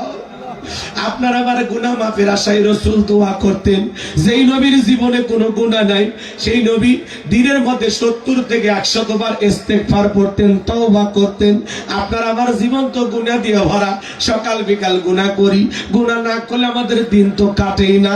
এ বাজার, তাহলে বলেন তো, রাসূল যদি আপনার আমার গুনাহ মাফের আশায়, আপনাকে আমাকে জাহান্নামের আগুন থেকে বাঁচানোর আশায় নবী যদি সিজদা দিয়ে কান্না করেন, তাহলে আপনি আমি হলাম মূল ভিকটিম, মূল আসামি, মূল অপরাধী। তাহলে আমাদের গুনার জন্য আমাদের সিজদা দিয়ে কান্না করার দরকার আছে না? না। জীবনে কি এমন 2 রাকাত নামাজ আছে যে হুজুর আমি ওই 2 রাকাত নামাজ কয়েক ঘন্টা ধরে পড়েছিলাম, আর সিজদায় গিয়ে প্রায় 1-2 ঘন্টা ধরে আল্লাহর কাছে কেঁদেছিলাম? জীবনে কি এরকম একটা সিজদা দিয়েছেন? কথা লাগবে। সাহাবীরা 2 রাকাত নামাজ পড়ে সারা রাত কাটায় দিতেন। জীবনে তো গুনাহ কম করলাম না, কিন্তু তওবা করলাম কখন? সিজদা দিয়ে। কখন কাঁদলাম? হুজুর কাঁদার সময় তো আমাদের হাতে নাই, আমরা হলাম বিজি, সুপার বিজি, দুনিয়া নিয়ে আমরা ব্যস্ত হয়ে পড়ে আছি। নবীর সাহাবীরা কত সুন্দর নামাজ আদায় করতেন। শোনেন, মরুভূমিতে নবীর সাহাবীরা নামাজে দাঁড়িয়ে যেতেন, ওই মরুভূমির পাখিগুলো খেজুর গাছ মনে করে সাহাবায়ে কেরামদের মাথার উপরে, কাঁধের উপরে বসে থাকতো। নবীর সাহাবীরা সালাতে এত মনোযোগ, কাঁধে পাখি পড়ে থাকে, তারপরে টের পাইতো না। কোন সুবহানাল্লাহ। আর আপনি আমি যদি মশা পড়ে, এই হাতে এই জায়গায় নিয়ে যায়, আগে মশা মারে, তারপরে সূরা ধরে। কথা কর। পায়ে যদি মশা পড়ে, এক ঠ্যাং আর এক ঠ্যাঙের উপর তুলে দিয়ে একটা ডলার মেরে পাই খাবু খা। আসে না? নেই। মানে নামাজ পড়তে আর মশা হত্যা করা প্রতিযোগিতার অংশগ্রহণ করছে, এরকম নামাজি আছে না নাই? হযরত তালহা রাদিয়াল্লাহু তাআলা আনহু সালাত আদায় করতেছেন, ছেলেটা খেলা করতেছিল, জঙ্গল থেকে সাপ এসে সন্তানটাকে পেঁচিয়ে ধরলেন, স্ত্রী মানুষজনকে ডাকলেন, ছেলেটাকে বিপদ মুক্ত করলেন। হযরত তালহা নামাজ শেষে জিজ্ঞাসা করে, বিবি রে, বাড়িতে এত মানুষজন, ব্যাপারটা বুঝতে পারলাম না। ডেকে বলে, স্বামী আপনি যখন নামাজ আদায় করতেছিলেন, জঙ্গল থেকে সাপ এসে সন্তানটাকে পেঁচিয়ে ধরেছিল, আমি মানুষজনকে ডাকলাম, ছেলেটাকে বিপদ মুক্ত করলাম, এত ঘটনা আপনার চোখের সামনে ঘটে গেল, আপনি কি কিছুই বলতে পারেন না? হযরতে তালহা রাদিয়াল্লাহু তাআলা ডেকে বলেন, বিবি রে, নামাজের মধ্যে মন যদি এদিক সেদিক চলে যায়, তাহলে নামাজ তো আর নামাজ থাকে না। আল্লাহু আকবার। কত গভীর মনোযোগ ছিল। আর আপনি নামাজ পড়েন উলিপুর, মন চলে যায় টাঙ্গাইলের মধুপুর। নামাজ পড়ে কুড়িগ্রাম, মন চলে যায় ঢাকা। কথা কর। নামাজ পড়ে কুড়িগ্রাম, মন চলে যায় চট্টগ্রাম। নামাজের মধ্যে দাঁড়ায় মন খালি ছটফট করে, ছটফট করে। কথা বলেন। একটি গবেষণায় বের করা হয়েছে যে বাংলাদেশের কিছু কিছু নামাজীদের মন 8 সেকেন্ড নামাজের ভিতরে স্থির থাকে না। আমাদের মন এত অস্থির, নামাজের ভিতরে দাঁড়ায় মাঝে মাঝে দুনিয়াবি এত চিন্তা এত কথা নামাজের মধ্যেই মনে হয়। নামাজ 2 রাকাত না 3 রাকাত মনে থাকে না। কথা আছে? আপনার কি ভয় পাচ্ছেন আমার থেকে? আমার কি র্যাব বা পুলিশ মনে হচ্ছে? কথার জবাব দেন না কেন? এই গাড়ি দেখা যাচ্ছে ওই ব্রিজ পার হলে নতুন ব্রিজ। ভয় পাচ্ছে, কথার জবাব দেন, আমি মজা পাবো, আপনাদেরও ভালো লাগবে। তাহলে আমি বুঝবো আপনার কথাগুলো বুঝতেছে। খারাপ লাগতেছে? এ বাজার, নামাজের ভিতরে মাঝে মাঝে দুনিয়াবি এত কথা মনে হয়। নামাজের সিজদা 2টা হইলো না 1টা হইলো, মাঝে মাঝে টেনশনে পড়ে যান না নামাজের মধ্যে। কথা বলেন, এরকম হয় কি না? তার মানে বুঝে নেবেন যে আপনার নামাজের ভিতরে মনোযোগ নাই, মনোযোগটা নষ্ট হয়ে গেছে। নামাজের ভিতরে মনোযোগ আনতে হবে। আপনি জোহরের সালাত আদায় করবেন, মনে মনে খেয়াল করবেন এই জোহরের নামাজ আমার জীবনের শেষ নামাজ, আমি আসর পর্যন্ত দুনিয়াতে নাও বাঁচতে পারি, এটা ভেবে নামাজ পড়া লাগবে। জোহরের 4 রাকাত সুন্নত ইমাম আর মুসল্লি একসাথে নিয়ত বেঁধেছে, ইমামের 2 রাকাত হওয়ার আগে মুসল্লি 4 রাকাত শেষ। হুজুর জিজ্ঞাসা করেছে, চাচা মিয়া আমার 2 রাকাত হলো না, আপনার 4 রাকাত শেষ। কয় হুজুর আপনাদের চর্চা কম। এই কথা আছে না নাই? রাগ করতেছে? এই তো হলো নামাজের অবস্থা। এক চাচা আমি এত তাড়াহুড়ো করে উজু করছে, এক ঠ্যাং না ধুয়ে মসজিদে ঢুকছে। ঠাই সালে মসজিদ পিছলে খায়া, চাচা একদিক লঙ্গি একদিক, তাও কা আল্লাহু আকবার। চাচা আগে লঙ্গি ঠিক করেন, কেন আগে জামাত ধরি। এরকম নামাজি আছে না নয়? আল্লাহ কি বলেন? আল্লাযীনা হুম ফি সালাতিহিম খাশিউন, যারা নিজেদের সালাত বিনয়ের সহিত নম্রতার সহিত আল্লাহর ভয় নিয়ে খুশু খুজু ভাব নিয়ে আদায় করে। আল্লাহর ভয় থাকা লাগবে। আচ্ছা বলেন তো, একটা রাষ্ট্রপতি প্রধানমন্ত্রীর সামনে যদি দাঁড়ায় কি করবেন? লাভালাভি করবেন?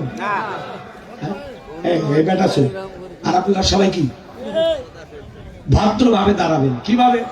এই কথাটা মুখতে আসে না যে একটা রাষ্ট্রপতি প্রধানমন্ত্রীর সামনে ভদ্র হয়ে দাঁড়াবো যাতে বেয়াদবি না হয়।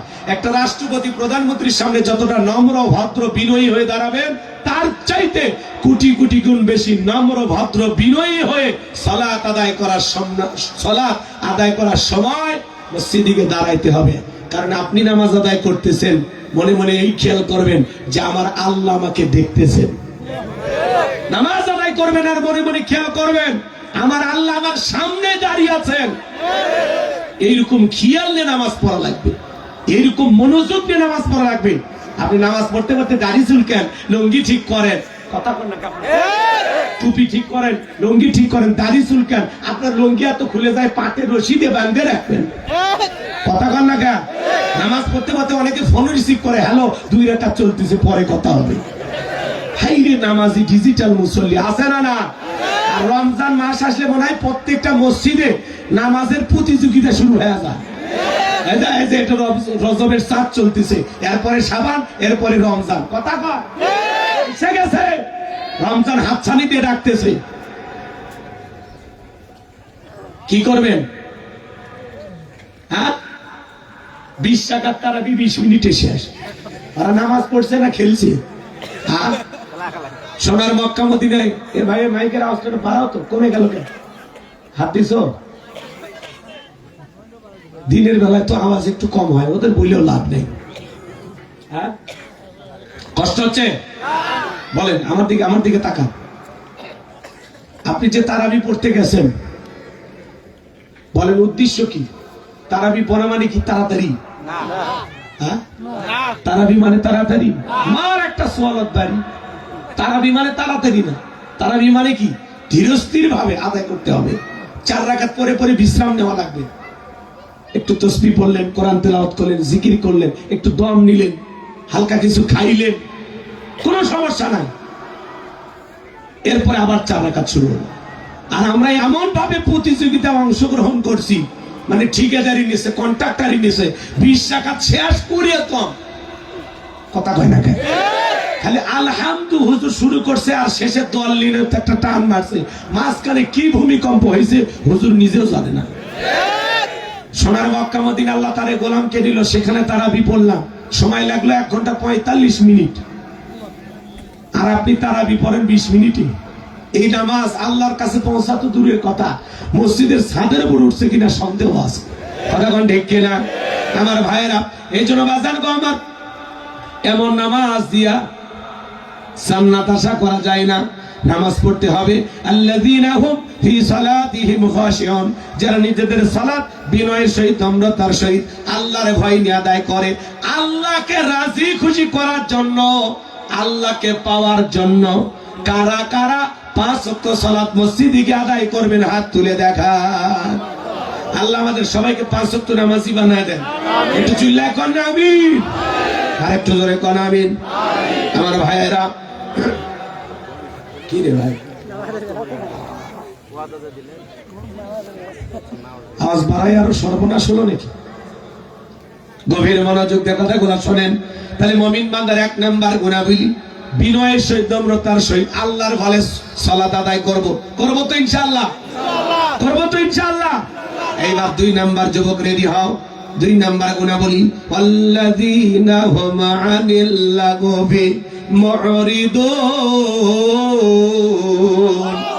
মুমিন বান্দার 2 নাম্বার গুণাবলী হলো অনর্থক কথাবার্তা বলা যাবে না, আজে বাজে কথা বলা যাবে না। এক জায়গায় বসে 2-3 ঘন্টা গল্প করে, চায়ের কাপে ঝড় তোলে, অমুক খারাপ তমুক খারাপ, এ ভালো না সে ভালো না, মনে হয় গীবত কমিটির সভাপতি সেক্রেটারি বসে গেছে। কথা কম, এই চাচা মিয়া চা খাচ্ছেন খান, এত বগর বগর বক বক বক বক কি ফাউল লোক, কি কষ্ট পাইছে? আপনি চা খাচ্ছেন না, খান। উমুকের বউ এটা করছে, উমুকের মেয়ে এটা করছে, উমুক এটা করছে, আপনি কি বিবিসি নিউজ শুরু করে দিচ্ছেন? আপনি কি মনে করেন ধমকটা কি গোলাম রব্বানি আমনে দিল? শোনেন আল্লাহ কি বলেন, মায়াল ফিজু মিন কাউলিন ইল্লা লাদাইহি রাকিবুন আতীদ। বান্দা এমন কোন কথা বলে না যে কথা রেকর্ড করার জন্য আমার ফেরেশতারা নাই। আপনার জবানের প্রত্যেকটা কথা রেকর্ড করা হচ্ছে, আর প্রত্যেকটা কথার জবাব একদিন আল্লাহর কাছে আপনাকে দিতে হবে। এই জন্য মুমিন বান্দার 2 নাম্বার গুণাবলী, অনর্থক অপ্রয়োজনীয় কথা বলা যাবে না। প্রয়োজন যতটুকু কথা বলবো ততটুকু। যে কথা বললে সওয়াব হয় সেই কথা বলবো, যে কথা বললে জীবনের কল্যাণ হয় সেই কথা বলবো। আজে বাজে কথা বলা, টক শোতে আলোচনা কইরা ঝড় তোলা, চা খাচ্ছেন আর পুরো এলাকার তথ্য আপনার কাছে। কথা বল না কেন? বক বক বক বক বক, কি রেডিও চালু হয়ে গেছে। অন্যের সমালোচনা করে মজা লাগে না? খবরদার, অন্যের সমালোচনা করবেন না, গীবত করবেন না, নিজের আত্মসমালোচনা করেন। আমি মানুষকে নিয়ে কখন সমালোচনা করব? আমার জীবনই তো পাপ দিয়ে ভরা, গুনাহ দিয়ে ভরা, নিজের টেনশনে ঘুমাইতে পারি না, অন্যকে নিয়ে আলোচনা করার সময় আছে? তাহলে চুপ থাকবেন। মানসমাতা নাজা, চুপ থাকলেও আপনি নাজাত পাবেন। অতিরিক্ত কথা বলা থেকে, অপ্রয়োজনীয় কথা বলা থেকে, অনর্থক কথা বলা থেকে জবানকে আজ থেকে কন্ট্রোল করব ইনশাআল্লাহ। তাহলে অপ্রয়োজনীয় কথা বলা যাবে। 2 নাম্বার হলো অনর্থক কাজ করা যাবে না। মুমিনের টাকা হলে মুমিন সিনেমা হল বানাবে না, যাত্রা গানের আয়োজন করবে না, গানের কনসার্ট দেবে না, মদের বার দেবে না, রাস্তার মোড়ে ভাস্কর্য বানাবে না। কথা কন, বিগত 16 বছরে যারা ক্ষমতায় ছিল, রাস্তার মোড়ে মোড়ে ভাস্কর্য বানাইছিল 4.5 কোটি টাকা। কয় টাকা? 4.5। এই জায়গাতে একখান্তি করলে মাঠ ভরে দেবি, এত টাকা এই মাঠ ভরে দেবি। 4.5 কোটি টাকা দিয়া ওরা ভাস্কর্য বানাইছিল। বাপের ভাস্কর্য বানায় কি করছেন? 5 আগস্টে ওই ভাস্কর্যের মাথার উপর উঠে মানুষ পেশাব করে দিয়েছে। এতে আপনার বাবার সম্মান কমছে না বাড়ছে? এই কথা কওয়া লাগবে। কি করলেন আপনি? ভাস্কর্য বানাইলেন, ওই টাকা দিয়ে যদি মসজিদ বানাইতেন, মাদ্রাসা বানাইতেন, কোটি কোটি বেকার যুবক বাংলাদেশে তাদের যদি কর্মস্থানের ব্যবস্থা করে দিতেন, অসহায় দুঃখী মানুষদের চিকিৎসার জন্য, বাসস্থানের জন্য যদি খরচ করতেন, আপনার বাবা কবরে শুয়ে থেকে সব পেত। কথা বলেন ঠিক কিনা? আর আপনি ভাস্কর্য বানান, এটা মুসলমানের কালচার না, মুসলমানের সংস্কৃতি না। মুসলমান মূর্তি বানাইতে পারে না, ভাস্কর্য বানাইতে পারে না, এটা ইহুদি বেঈমানদের কালচার। 4.5 কোটি টাকা, এটা জনগণের টাকা খরচ করেছেন। কিয়ামতের ময়দানে এই টাকার হিসাব দেওয়ার জন্য আপনি রেডি থাকেন। কথা বল। কোটি কোটি টাকা দুর্নীতি হয়েছে, দেশ থেকে বিদেশে পাচার হয়েছে। আহারে, এতবার কইলাম ম্যাডাম পদত্যাগ করেন। আল্লাহ বলে কিসের পদত্যাগ? ওরা যে অন্যায় অপরাধ করেছে, শুধু পদত্যাগ না, আমি আল্লাহ ওদেরকে দেশ ত্যাগ করতে বাধ্য করব। আল্লাহর পাকড়াও বড় কঠিন, আল্লাহ ধরে ধরে না। যেদিন ধরেছে মামু বাড়ি দিল্লি গিয়ে পড়েছে। কথা কোন ঠিক কিনা? আছে ক্ষমতার বাহাদুরি আছে? না, চলে গেছে। আবার মাঝে মাঝে বলে আমি দেশের কাছেই আছি, শর্ট করে ঢুকবো। ঢুকবেন তো বের হলেন কেন? যাওয়ার আগে বলে যাননি, আসার আগে বলার দরকার নাই। এই দেশ আপনার বাবার, এই দেশ আপনার স্বামী। সাহস থাকলে চলে আসেন। না, দেশের বাইরে যাওয়ার সাহস হয়েছে, আসার সাহস নেই, আপনি আসেন তো। কথা কয় না কেন? মেয়ে মানুষ কতদিন বাইরে থাকবে, মায়া লাগে না? বুবু আহিবা তুমি আইবা গো, সেই দিন আইসা বুবু ক্ষমতা পাইবা না। বুবু আহিবা তুমি আইবা গো, সেই দিন আইসা বুবু ক্ষমতা পাইবা না। খোঁজনাই বহু কাদের কাকার অবস্থা খারাপ, দরবেশ বাবার হাউ না গেলা কোন সামনে আসে না। নেতা কর্মী সব জেলের ভিতর, বুবু আছে ডরের ওপর, কখন জানি আসে গ্রেফতারি পরোয়ানা। বুবু আহিবা তুমি আইবা গো, সেই দিন আইসা বুবু চিয়ার পাইবা না। ক্ষমতার চেয়ার থেকে নামা সহজ, কিন্তু ওই চেয়ারে ওঠা কঠিন। কথা কা? উনি যদি আরো 50 বছর ক্ষমতায় থাকতো, এই দেশের ক্ষতি হইতো না। উনি পালিয়ে যা আমাদের যে ক্ষতিটা হয়েছে। কথা কা? যাদের ক্ষতি হয়েছে ওরা টের পাইছে। কষ্ট হচ্ছে নাকি আপনাদের? চলেন না বাজান, সামনের দিকে যায়। তাহলে মুসলমানের টাকা হলে মুসলমান মূর্তি বানাবে, ভাস্কর্য বানাবে, কি বানাবে? মসজিদ বানাবে, মাদ্রাসা বানাবে, ঈদগাহ মাঠ বানাবে, কবরস্থান বানাবে, স্কুল বানাবে, কলেজ বানাবে। মুসলমানের টাকা হলে রাস্তা বানায় দিবে, রাস্তার মধ্যে ফলের গাছ লাগায় দিবে, পুকুরের ঘাট বানায় দিবে। এক কথায় মুমিনের টাকা ভালো কাজে ব্যয় হবে, জনগণের কল্যাণে, ইসলামের কল্যাণে। কথা ক্লিয়ার? 2 নাম্বার গুণাবলী, অনার্থক কিছু শোনা যাবে না। এই কান দিয়া যুবক ইয়ার ফল লাগা গান শোনো, রূপপানে নাচে কমর দলাইয়া, আল্লাহর ফেরেশতারা কবরে নিয়ে পিটাবে ঝোলাইয়া ঝোলাইয়া। এই কান আল্লাহ গান শোনার জন্য দেয় নাই। সিরাজগঞ্জের এক যুবক রেল লাইন পার হয়ে যাচ্ছে, কানের ভিতরে ইয়ার ফল লাগাইয়া, ট্রেনে এসে ধাক্কা মেরে 3 টুকরে করে ধুয়ে গেছে, 3 কাটা। এরপরে মরার পরেও কানের ভিতরে ইয়ারফোন লাগানো ছিল। এখন কবরে যা, ফেরেশতারা তোর জায়গা মতো বাদ্যযন্ত্র বাজাবে। কথা ঠিক কিনা? এই জন্য আল্লাহ গান শোনার জন্য কান দেয় না। কথা কর, কথা কর। হে যুবক, এই কান দিয়ে হকারে ওলামা ইকরামদের বয়ান শুনতে হবে, ইসলামী সঙ্গীত শুনতে হবে, কোরআন তেলাওয়াত শ্রবণ করতে হবে। এক কথায় ভালো কথা কান দিয়ে শোনা লাগবে। তাহলে মুসলমান হিসাবে, ইমানদার হিসাবে, মুমিন বান্দা হিসাবে কয়টা গুণাবলী বললাম? 2টা। তাহলে 2 নাম্বার গুণাবলী কি বলতেছি? মুসলমান জবান দিয়ে সে কথা বলবে যে কথা বলে সব হয়, সমাজে সেই কাজ চালু করবে যে কাজ চালু করলে সব হয়, কান দিয়ে সেই জিনিস শ্রবণ করবে যেটা শুনলে সব হয়। এক কথায় সব আছে যেখানে, আর গুনাহ আছে যেখানে।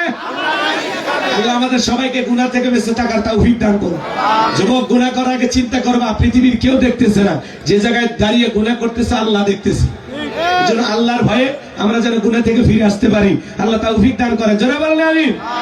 সহজ কথা, মন্দ কথা বলবো না, মন্দ কাজ করব না, মন্দটা শুনবো না, ভালো কথা বলবো, ভালো কাজ করব, ভালোটা শুনবো। মনে থাকবে? এইবার চলেন মুমিন বান্দার 3 নাম্বার গুণাবলী। যুবক রেডি হও, এই তো 4 এসে গেছে। 3 নাম্বার গুণাবলী, ওয়াল্লাযীনা হুম লিয-যাকাতি ফাঈলুন।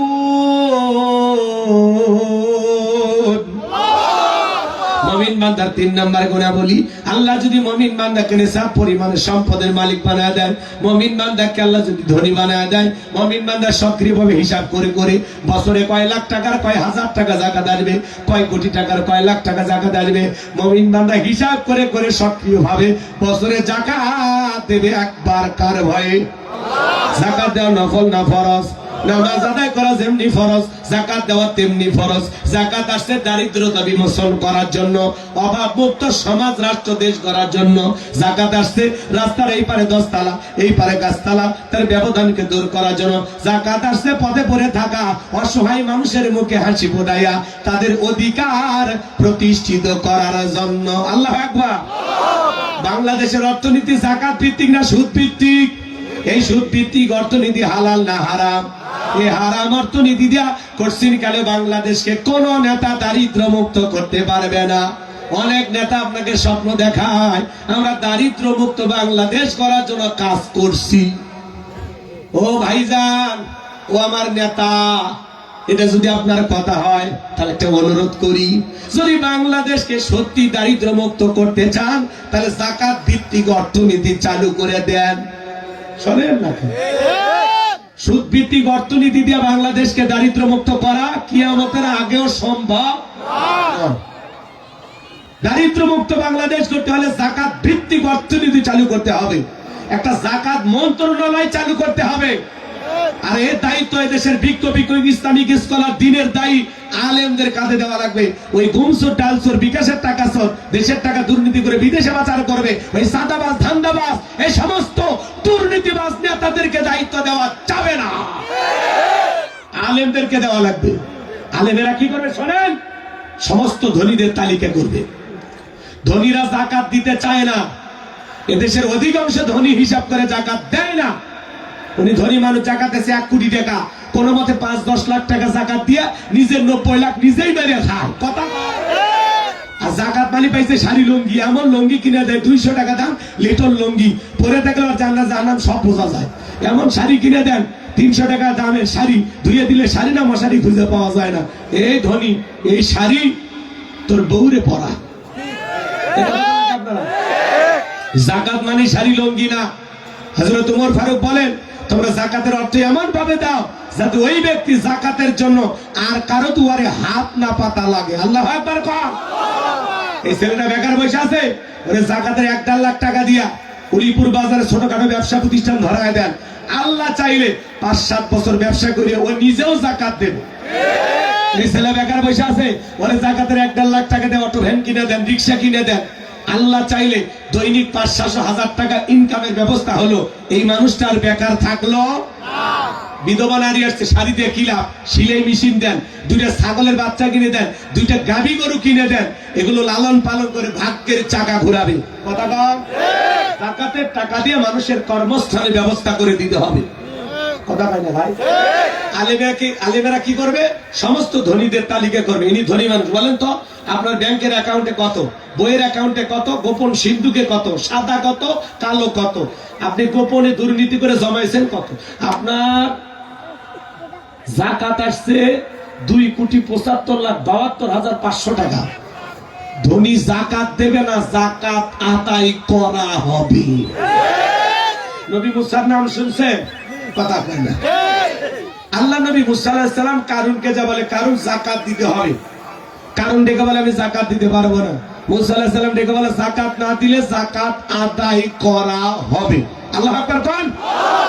মুসা নবী রাগ কম না বেশি? যেই নবী রেগে গেলে মাথার টুপি ভেদ করে চুল খাড়া হয়, আজরাইলকে পর্যন্ত থাপ্পড় মারছে। চিন্তা করেন কেমন সাহসী নবী। আল্লাহু আকবার কোন? আমার ভাইয়েরা, নবী মুসার রাগান্বিত চেহারার দিকে কারণ তাকায় ডেকে বলে, পয়গম্বর রাগ করার দরকার নাই, কত টাকা দিতে হবে বলেন। মুসা নবী বলে 100% ঠিক আছে, আমার একটু সময় দেন, আমি হিসাব নিকাশ করে আপনাকে জানাবো। এইবার বাজার কারণ হিসাব নিকাশে বসে গেল। মুসা নবী সেখান থেকে চলে গেল, কারণ হিসাব নিকাশ করে দেখে এই কারণকে আল্লাহ এত সম্পদ দিয়েছিল, 70টা উট লাগতো চাবি বহন করতে। চাবি যদি এত হয় তালা কত, আর তালা যদি এত হয় সিন্ধুকে মাল কত, ছোট মাথায় ধরবে না। কারণ হিসাব নিকাশ করে দেখে এত পরিমাণে যাকাত আসছে, হাজার হাজার কর্মচারী দিয়া সারাদিন সারা রাত যাকাতের টাকা দিলেও শেষ হবে না। এমনিতে কৃপণ, পায়ে স্যান্ডেল যায় না ক্ষয় যাবে বলে, গায়ে জামা পরে না ছিঁড়ে যাবে বলে, সেই কৃপণ কি এত টাকা যাকাত দিতে পারে? সে তখন একটা গভীর ষড়যন্ত্র করলো। এলাকা একটা 2 নাম্বার মহিলা ছিল, নাম হলো সবদা। এই সবদা নামের পতিতার কাছে যা বলে, সবদা রে তোরে 2 বস্তা টাকা দেব অ্যাডভান্স হিসাবে, আজকে 1 বস্তা টাকা দিলাম, আর আগামীকালকে সাক্ষী দেওয়ার পরে আর 1 বস্তা টাকা দেব। বিনিময়ে আল্লাহ নবী মুসা আলাইহিস সালাম যেই মজলিসে দাঁড়ায়া আল্লাহর পথে আহ্বান করবে, ওই বড় মজলিসে দাঁড়ায়া একবার শুধু বলবি নবী মুসা দিনের বেলা ওয়াজ করে আর রাতের বেলা আমি সফতার সাথে রাত কাটাই, বাস এতটুকু কথা বললে যথেষ্ট, বাকি যা করার আমি করব। সবদা রাজি হয়ে গেল। পরদিন সকালবেলা আল্লাহ নবী মুসা আলাইহিস সালাম বড় মজলিসে দাঁড়ায়া আল্লাহর পথে আহ্বান করতেছেন, সুন্দর করে দাওয়াত দিতে লাগছেন, কি সুন্দর করে বয়ান করতেছেন। নবী মুসার আলোচনা শোনার পরে সবদার পাশান্বিত হয়ে গইলা চোখ দিয়া পানি ঝরতেছে। কারণ ইশারাতে বলে দাঁড়া, কইলে আরেকটু শুনি।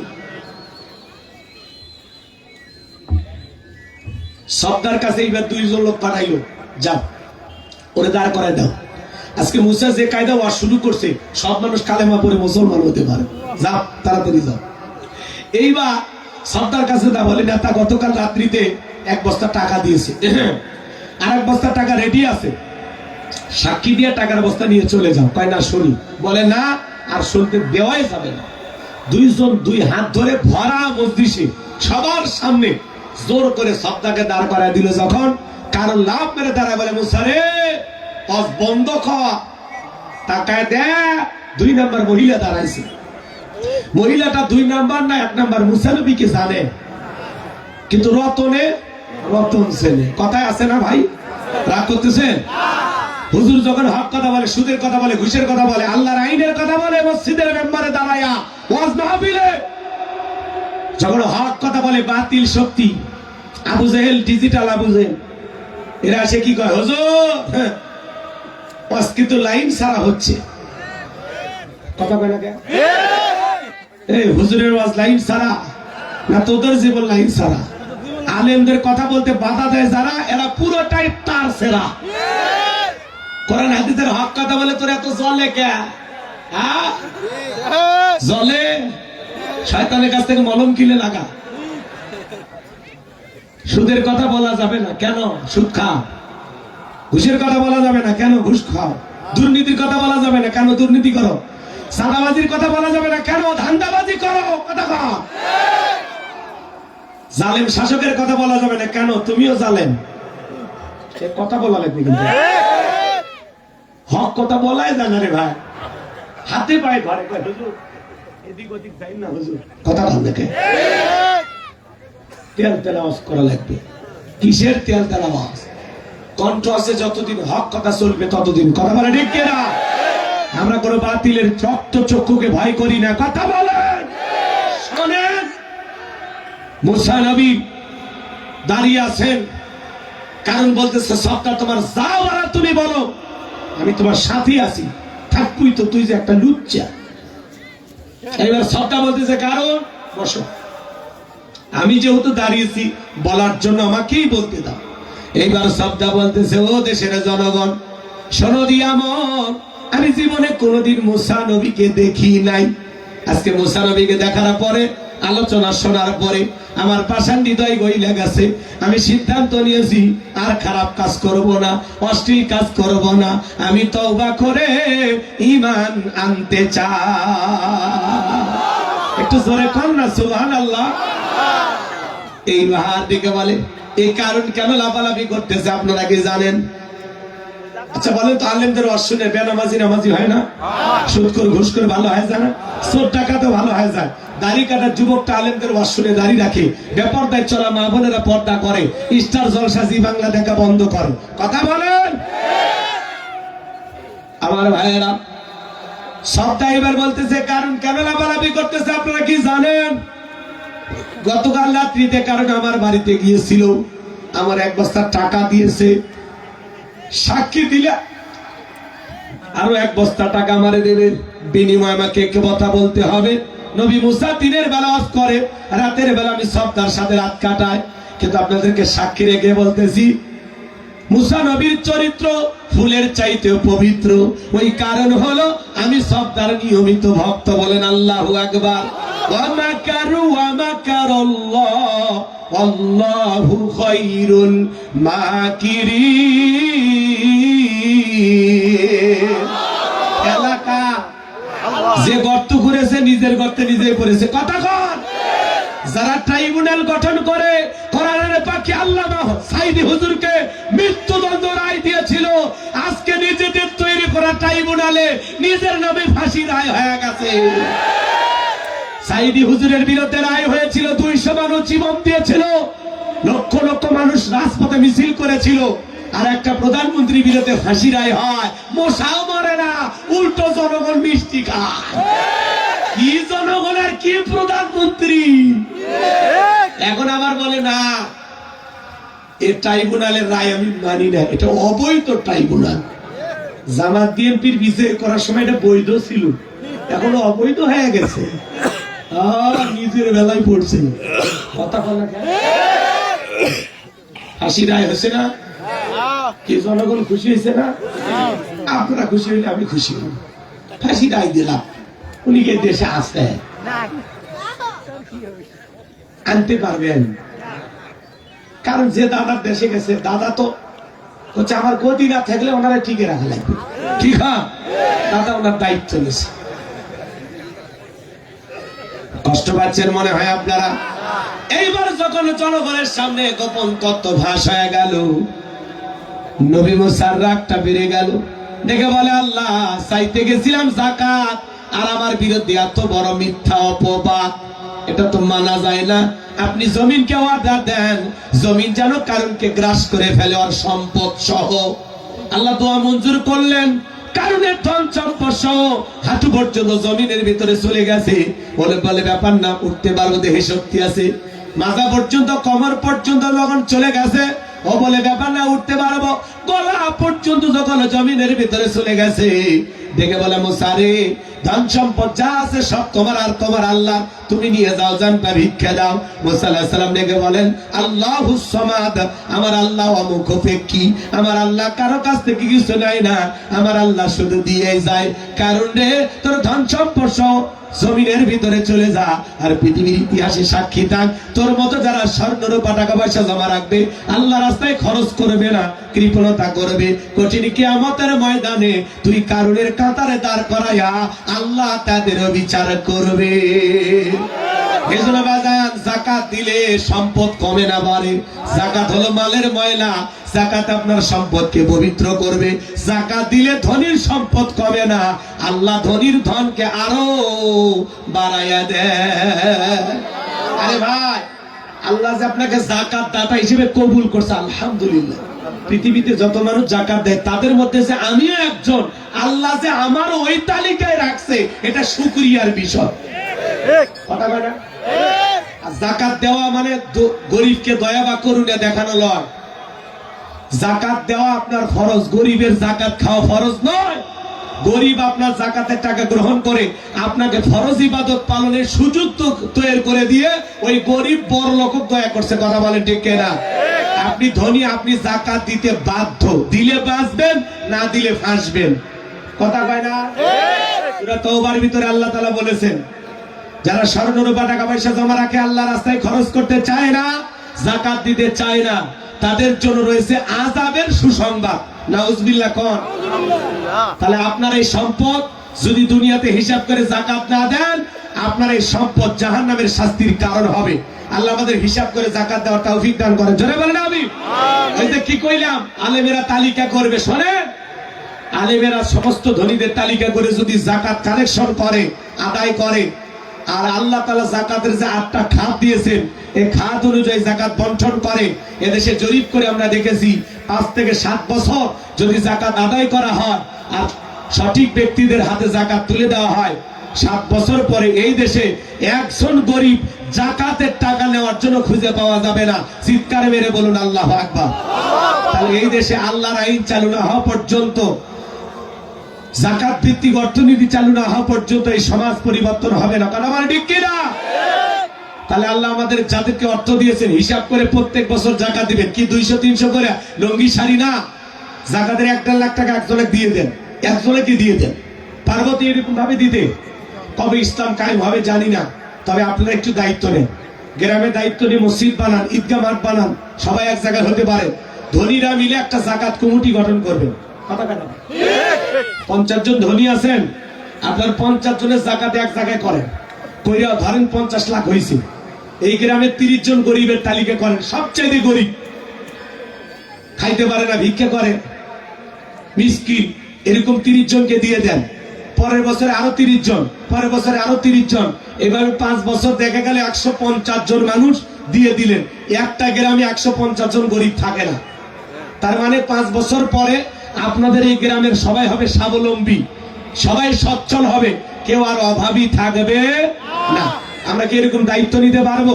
আমার এই ওয়াজ শুনে বাংলাদেশের অনেক গ্রামে মানুষ দায়িত্ব নিয়ে আলহামদুলিল্লাহ, দুই এক জায়গায় আমাকে টেলিফোন করে বলেছেন যে হুজুর আলহামদুলিল্লাহ আপনার এই ওয়াজের কৌশলটা, এই সুন্দর উপস্থাপনটা আমাদের এতই ভালো লেগেছে যে আমরা দায়িত্ব নিয়ে আমাদের পুরো গ্রাম এখন দারিদ্র মুক্ত।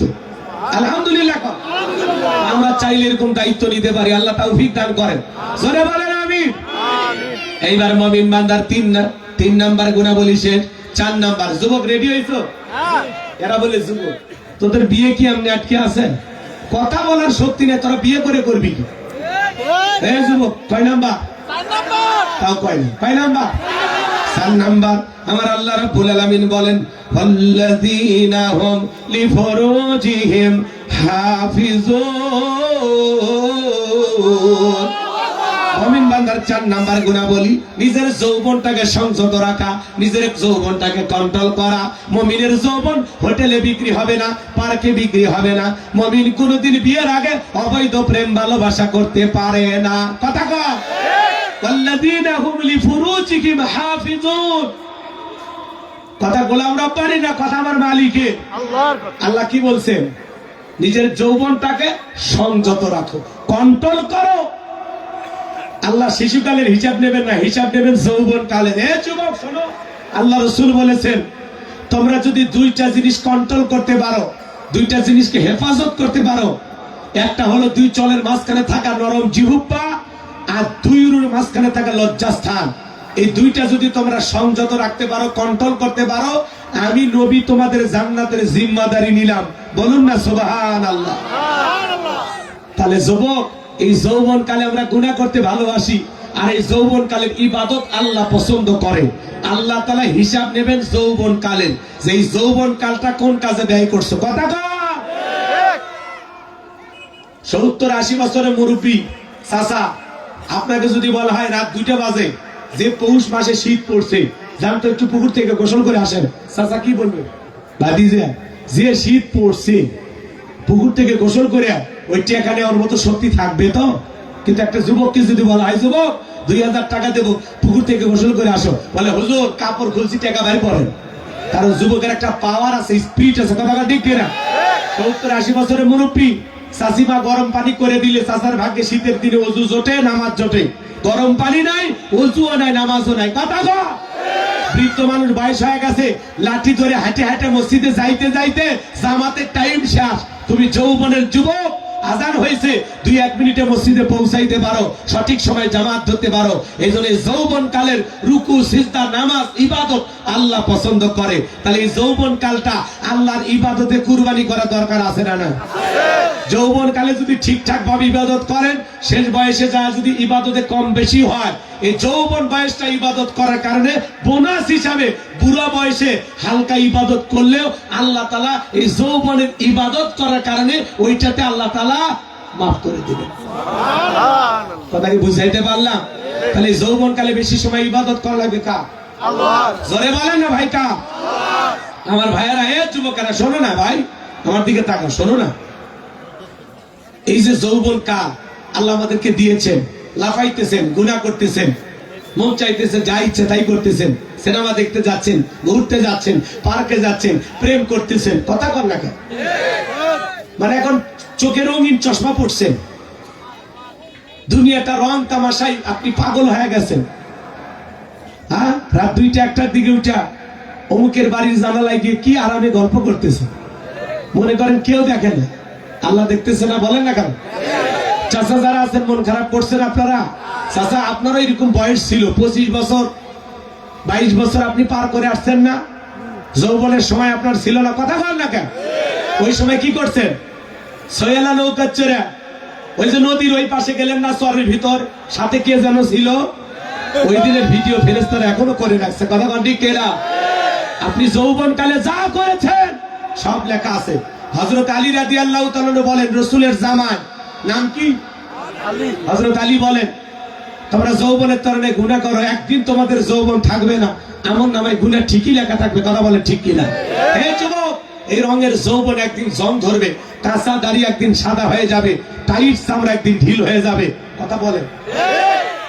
তোমার গহনা দিন ভো রাইয়া যাইবে, গহনা দিন ভো রাইয়া যাইবে, যৌবনে লাগবে ভাটি, ওই যে দেখো ডাকিতেছে তোমায় কবরের মাটি।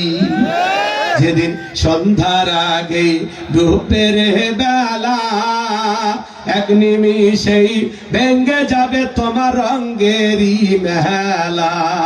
কারে দিবা তুমি জোরে ধমক, কারে দিবা তুমি জোরে ধমক, কার মাথায় ভাঙবা লাঠি, ওই যে দেখো ডাকিতেছে তোমায় কবরের মাটি। খবর পেয়ে আসবে আত্মীয় স্বজন, তোমারই চার পাশে বৈশা সবাই করিবে কান্দন, সাজাইবে তোমায় মনের মতন, সাজাইবে তোমায় মনের মতন, কি সুন্দর পরিপাটি, ওই যে দেখো ডাকিতেছে তোমায় কবরের মাটি।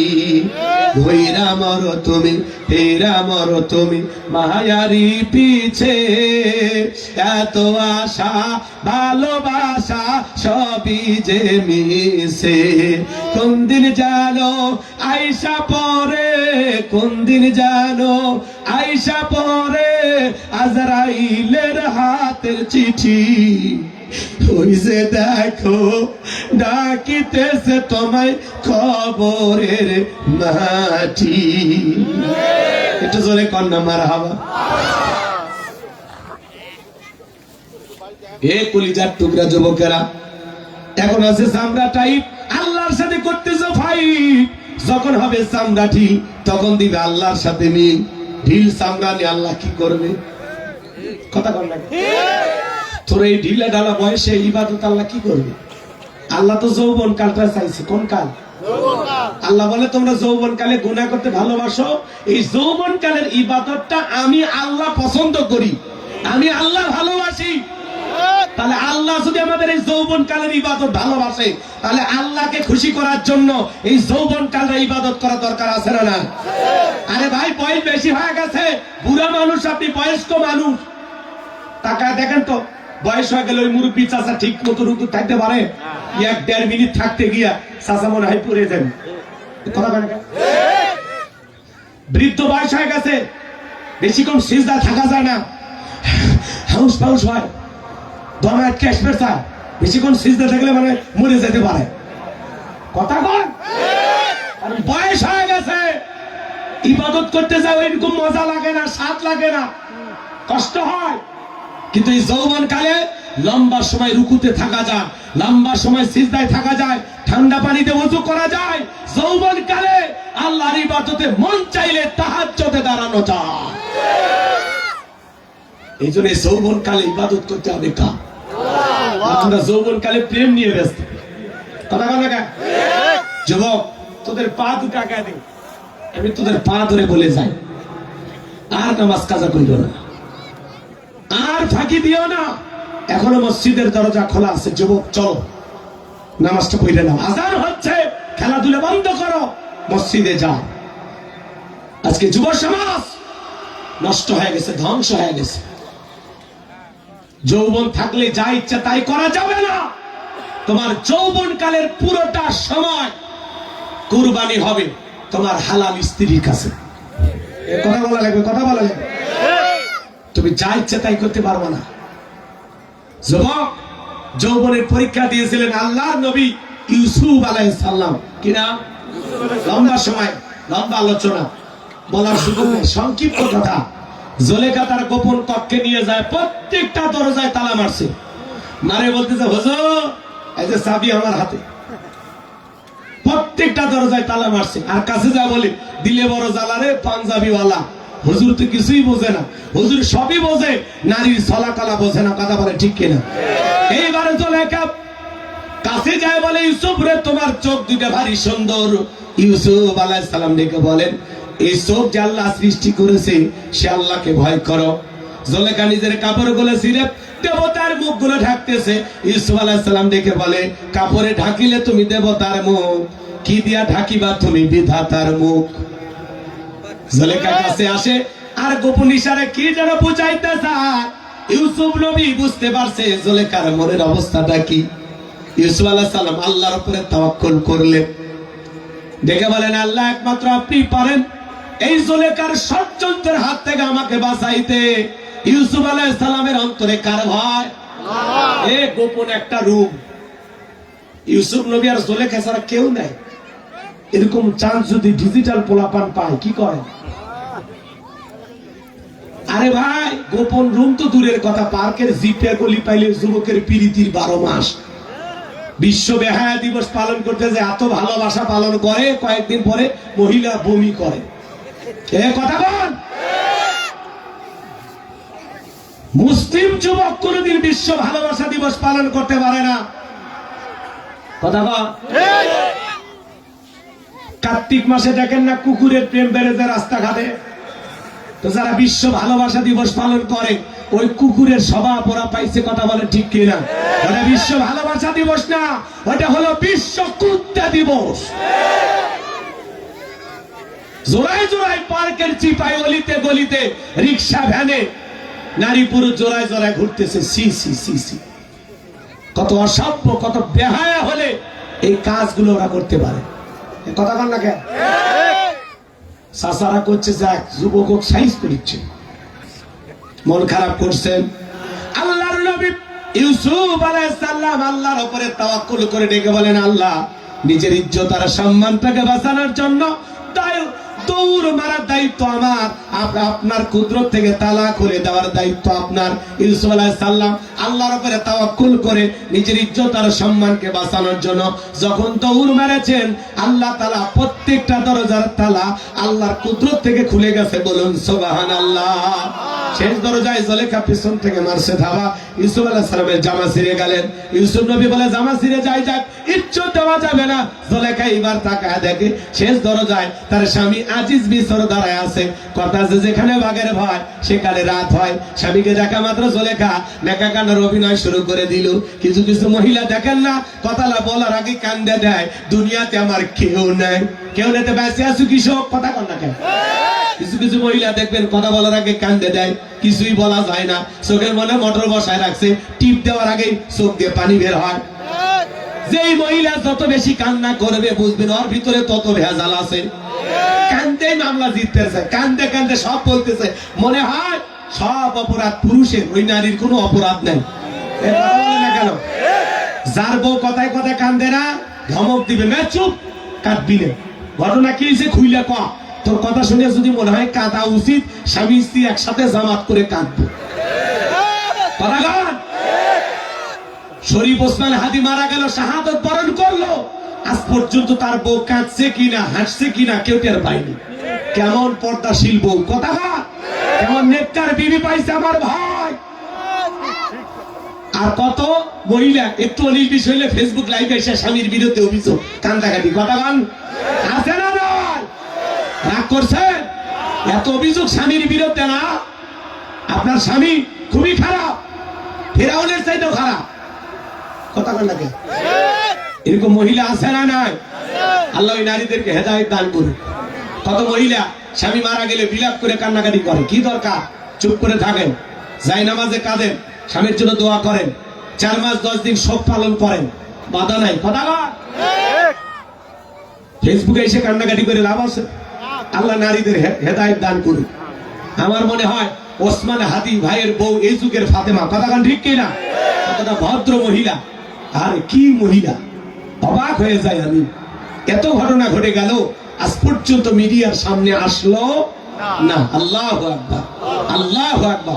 আল্লাহ ঘরে ঘরে হাদি ভাইয়ের মতো স্ত্রী দান করেন, জোরে কর না আমিন। আর আমার ভাই শহীদ হয়েছেন, আল্লাহ যেন তাকে শহীদ হিসেবে কবুল করেন। তার রেখে যাওয়া 8 মাসের বাচ্চাটাকে আল্লাহ যেন নিজে অভিভাবক হয়ে দায়িত্ব নেয়। জোরে কর না আমিন। তিনি ভারতের আধিপত্যবাদের বিরুদ্ধে কথা বলেছেন, ভারতের আগ্রাসনের বিরুদ্ধে কথা বলেছেন, ইনসাফ কায়েম করার কথা বলেছেন, যে বাংলাদেশে বারবার রক্ত দেয়, ন্যূনতম ইনসাফ কায়েম হয় না।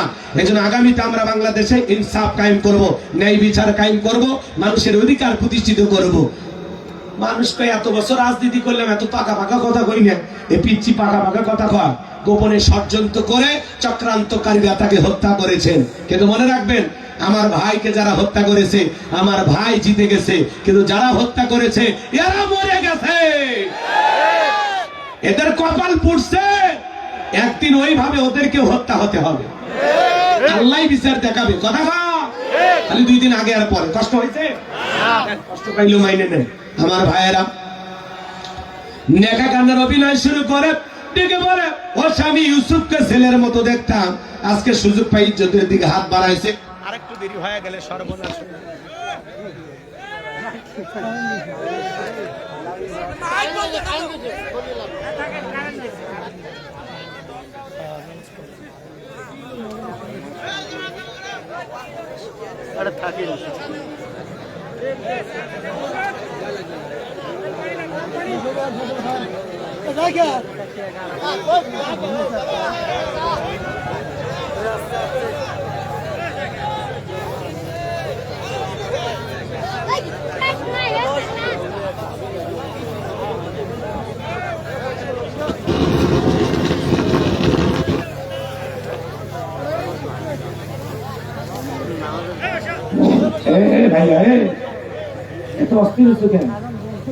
আমি এখান থেকে তাড়াহুড়ো করে যাবো, তাড়াতাড়ি শেষ করে দেয়। আমরা যারা নামাজি আছে, আমরা যারা নামাজ আদায় করবো, আমাদেরও তাড়াহুড়ো আছে না? না, বসে। এইবার শোনেন, মিথ্যা ধর্ষণের অপবাদ দিয়া জুলেখা ইউসুফ আলাইহিস সালামকে 9.5 বছর জেলখানায় বন্দী করে রেখেছিল। আজও আলেমদেরকে যারা ধর্ষণের আসামি বানায়া জেলখানায় বন্দী করবে, ওরা হলো ডিজিটাল জুলেখা। কথা কন ঠিক কিনা? এজন্য যুবক, পুলিশে ধরলে বাঁচবি, র্যাবে ধরলে বাঁচবি, কিন্তু কোন নারী ছলনার ফাঁদে, মায়ার জালে, রূপের জালে একবার যদি পা আটকে যায়, ফান্দে পড়িয়া বগা কান্দে রে, সারা জীবন কেঁদেও ওই কাল নাগিনীর বিষাক্ত সবল থেকে তোরা বাঁচতে পারবি না। ওরা ছেলেদের ভালোবাসে না। আকাশের রং যদি যেরকম মুহূর্তে মুহূর্তে রং বদলায়, আজকের নারীরা মুহূর্তে মুহূর্তে পুরুষ বদলায়। কথা কয়, ওরা হলো 12 ভাতারি। বিশ্বাস করা যাবে যুবক, বিয়ের আগে কোনো অবৈধ প্রেম ভালোবাসা করা যাবে না। সমাজকে হেদায়েত দান করেন। 4 নাম্বার, ওয়াল্লাযীনা হুম লিফুরুজিহিম হাফিজুন, নিজের যৌবনটাকে সংযত রাখবো কার ভয়ে? আল্লাহর ভয়ে। 5 আর 6 নাম্বার গুণাবলী, ওয়াল্লাযীনা হুম লিআমানাতিহিম ওয়া আদিহিম রাউন। 5 নাম্বার, আমানত রক্ষা করা। এই জীবনটা আমানত, ছেলেমেয়ে আমানত, সময়, টাকা, অর্থ সব আমানত। 5 নাম্বার, আমানত রক্ষা করা। আমানত রক্ষা করবো তো ইনশাআল্লাহ। আজকে রক্ষক হয়ে গেছে ভক্ষক, বেড়াই খেত খা, এই জন্য আমানতদারিতে উঠে গেছে। এই জন্য আল্লাহ মাঝে মাঝে ভূমিকম্প দেয়। কথা কি বলছেন? কিয়ামতের আগে 15টি আলামত আসবে। এই 15টি আলামতের কারণে ভূমিকম্প হয়। যাকাতকে মানুষ জরিমানা মনে করবে, আর মানুষ আমানতদারিটা ঠিক রাখবে না। যারা আমানতের দায়িত্ব দেওয়া হবে, সেই লুটপাট করে নিয়ে নেবে। কথা কয় না কেন? আমানতকে তারা লুটিয়ার মাল মনে করবে। তাহলে 5 নাম্বার আমানত রক্ষা করা। 6 নাম্বার, ওয়াদা প্রতিশ্রুতি রক্ষা করা। মুমিন মুখে যা বলে, অন্তরে তা বিশ্বাস করে, কাজে যা বাস্তবায়ন করে। মুমিন কোনদিন প্রতিশ্রুতি ভঙ্গকারী হতে পারে না। 7 নাম্বার, ওয়াল্লাযীনা হুম আলা সালাওয়াতিহিম ইউহাফিজুন, যারা যত্ন সহকারে সালাত আদায় করে। দেখেন, আল্লাহ তাআলা 1 নাম্বার সালাত দিয়ে শুরু করলেন, 7 নাম্বার সালাত দিয়ে শেষ করলেন। তাহলে সালাতের গুরুত্ব কম না বেশি? যে ব্যক্তি আসরের নামাজ পড়ে মাগরিব পর্যন্ত মন টাঙানো থাকে, মাগরিব পড়ে আসা পর্যন্ত মসজিদে মন টাঙানো থাকে, শুধু একা নামাজ পড়লে হবে না, পরিবারের লোকজন যারা আছে তাদেরকে নামাজি বানানো দরকার আছে না নাই? পৃথিবীর সফল বাবা তারা ছেলের হাত ধরে মসজিদে নিয়ে যায়, যারা ছোট ছোট বাচ্চাদেরকে মসজিদে নিয়ে যাবেন, এই ভবিষ্যৎ প্রজন্ম আমাদের নামাজি হবে। আজকের শিশু আগামীর বাংলাদেশ। কথা বলেন। ছোট ছোট বাচ্চাদেরকে মসজিদে নিয়ে যাবেন, আর বাচ্চারা মসজিদে গেলে মুরব্বীরা ধমক দেয়, খবরদার বেয়াদবি করবেন না। ওদেরকে মসজিদ থেকে তাড়ায় দিলে ওরা গাঁজাখোর হবে, নেশাখোর হবে। কথা বলে ছোট বাচ্চা মসজিদে গেলে চাচারা ধমক দিবেন না, বেয়াদবি করবেন না। ছোট বাচ্চা একটু ট্যাপের পানি নষ্ট করে, মসজিদে দৌড় ঝাঁপ করে, আর 7-8 বছর বয়স, ও দৌড়াবে না। আপনি 80 বছরে 70 বছরে মুরব্বী লাভ দেবেন, আর আপনি লাভ দিলে আপনার নাট স্ক্রু ঠিক থাকবি? আরে ও তো জন্ম হচ্ছে মায়ের পেট থেকে লাফানোর জন্য, কথা না লাফাইতে দেন, লাফালাফি সহ্য করেন। ওরা যে মসজিদ আসছে এটাও অনেক কিছু, ঠিক আছে তো ইনশাআল্লাহ। ছোট ছোট বাচ্চাদেরকে মসজিদ মুখী বানাবেন। একটা পরিবারের 6 জন সদস্য সবাই যদি নামাজ পড়ে, ভালো লাগে না খারাপ লাগে? স্ত্রীকে নামাজি বানাবেন। ফজরের নামাজ পড়তে মসজিদে যাচ্ছেন, বউকে ডাক দেন, ও সোনা ওঠো, কলিজা আমার জান পাখি ওঠো, কথা কর। একটু ওজুর পানি নিয়ে এসে বইয়ের চেয়ারের উপরে মারিয়ে দেন, কথা কর, একটু পানি দেন। দুষ্টুমি করেন না। যদি বউ না উঠতে চায়, পিঠের নিচে 2 হাত দেন, দিয়ে কোলে দেন, নিয়ে মাঝের উপরে দাঁড় করায় দেন। বাড়ির কথা কাজে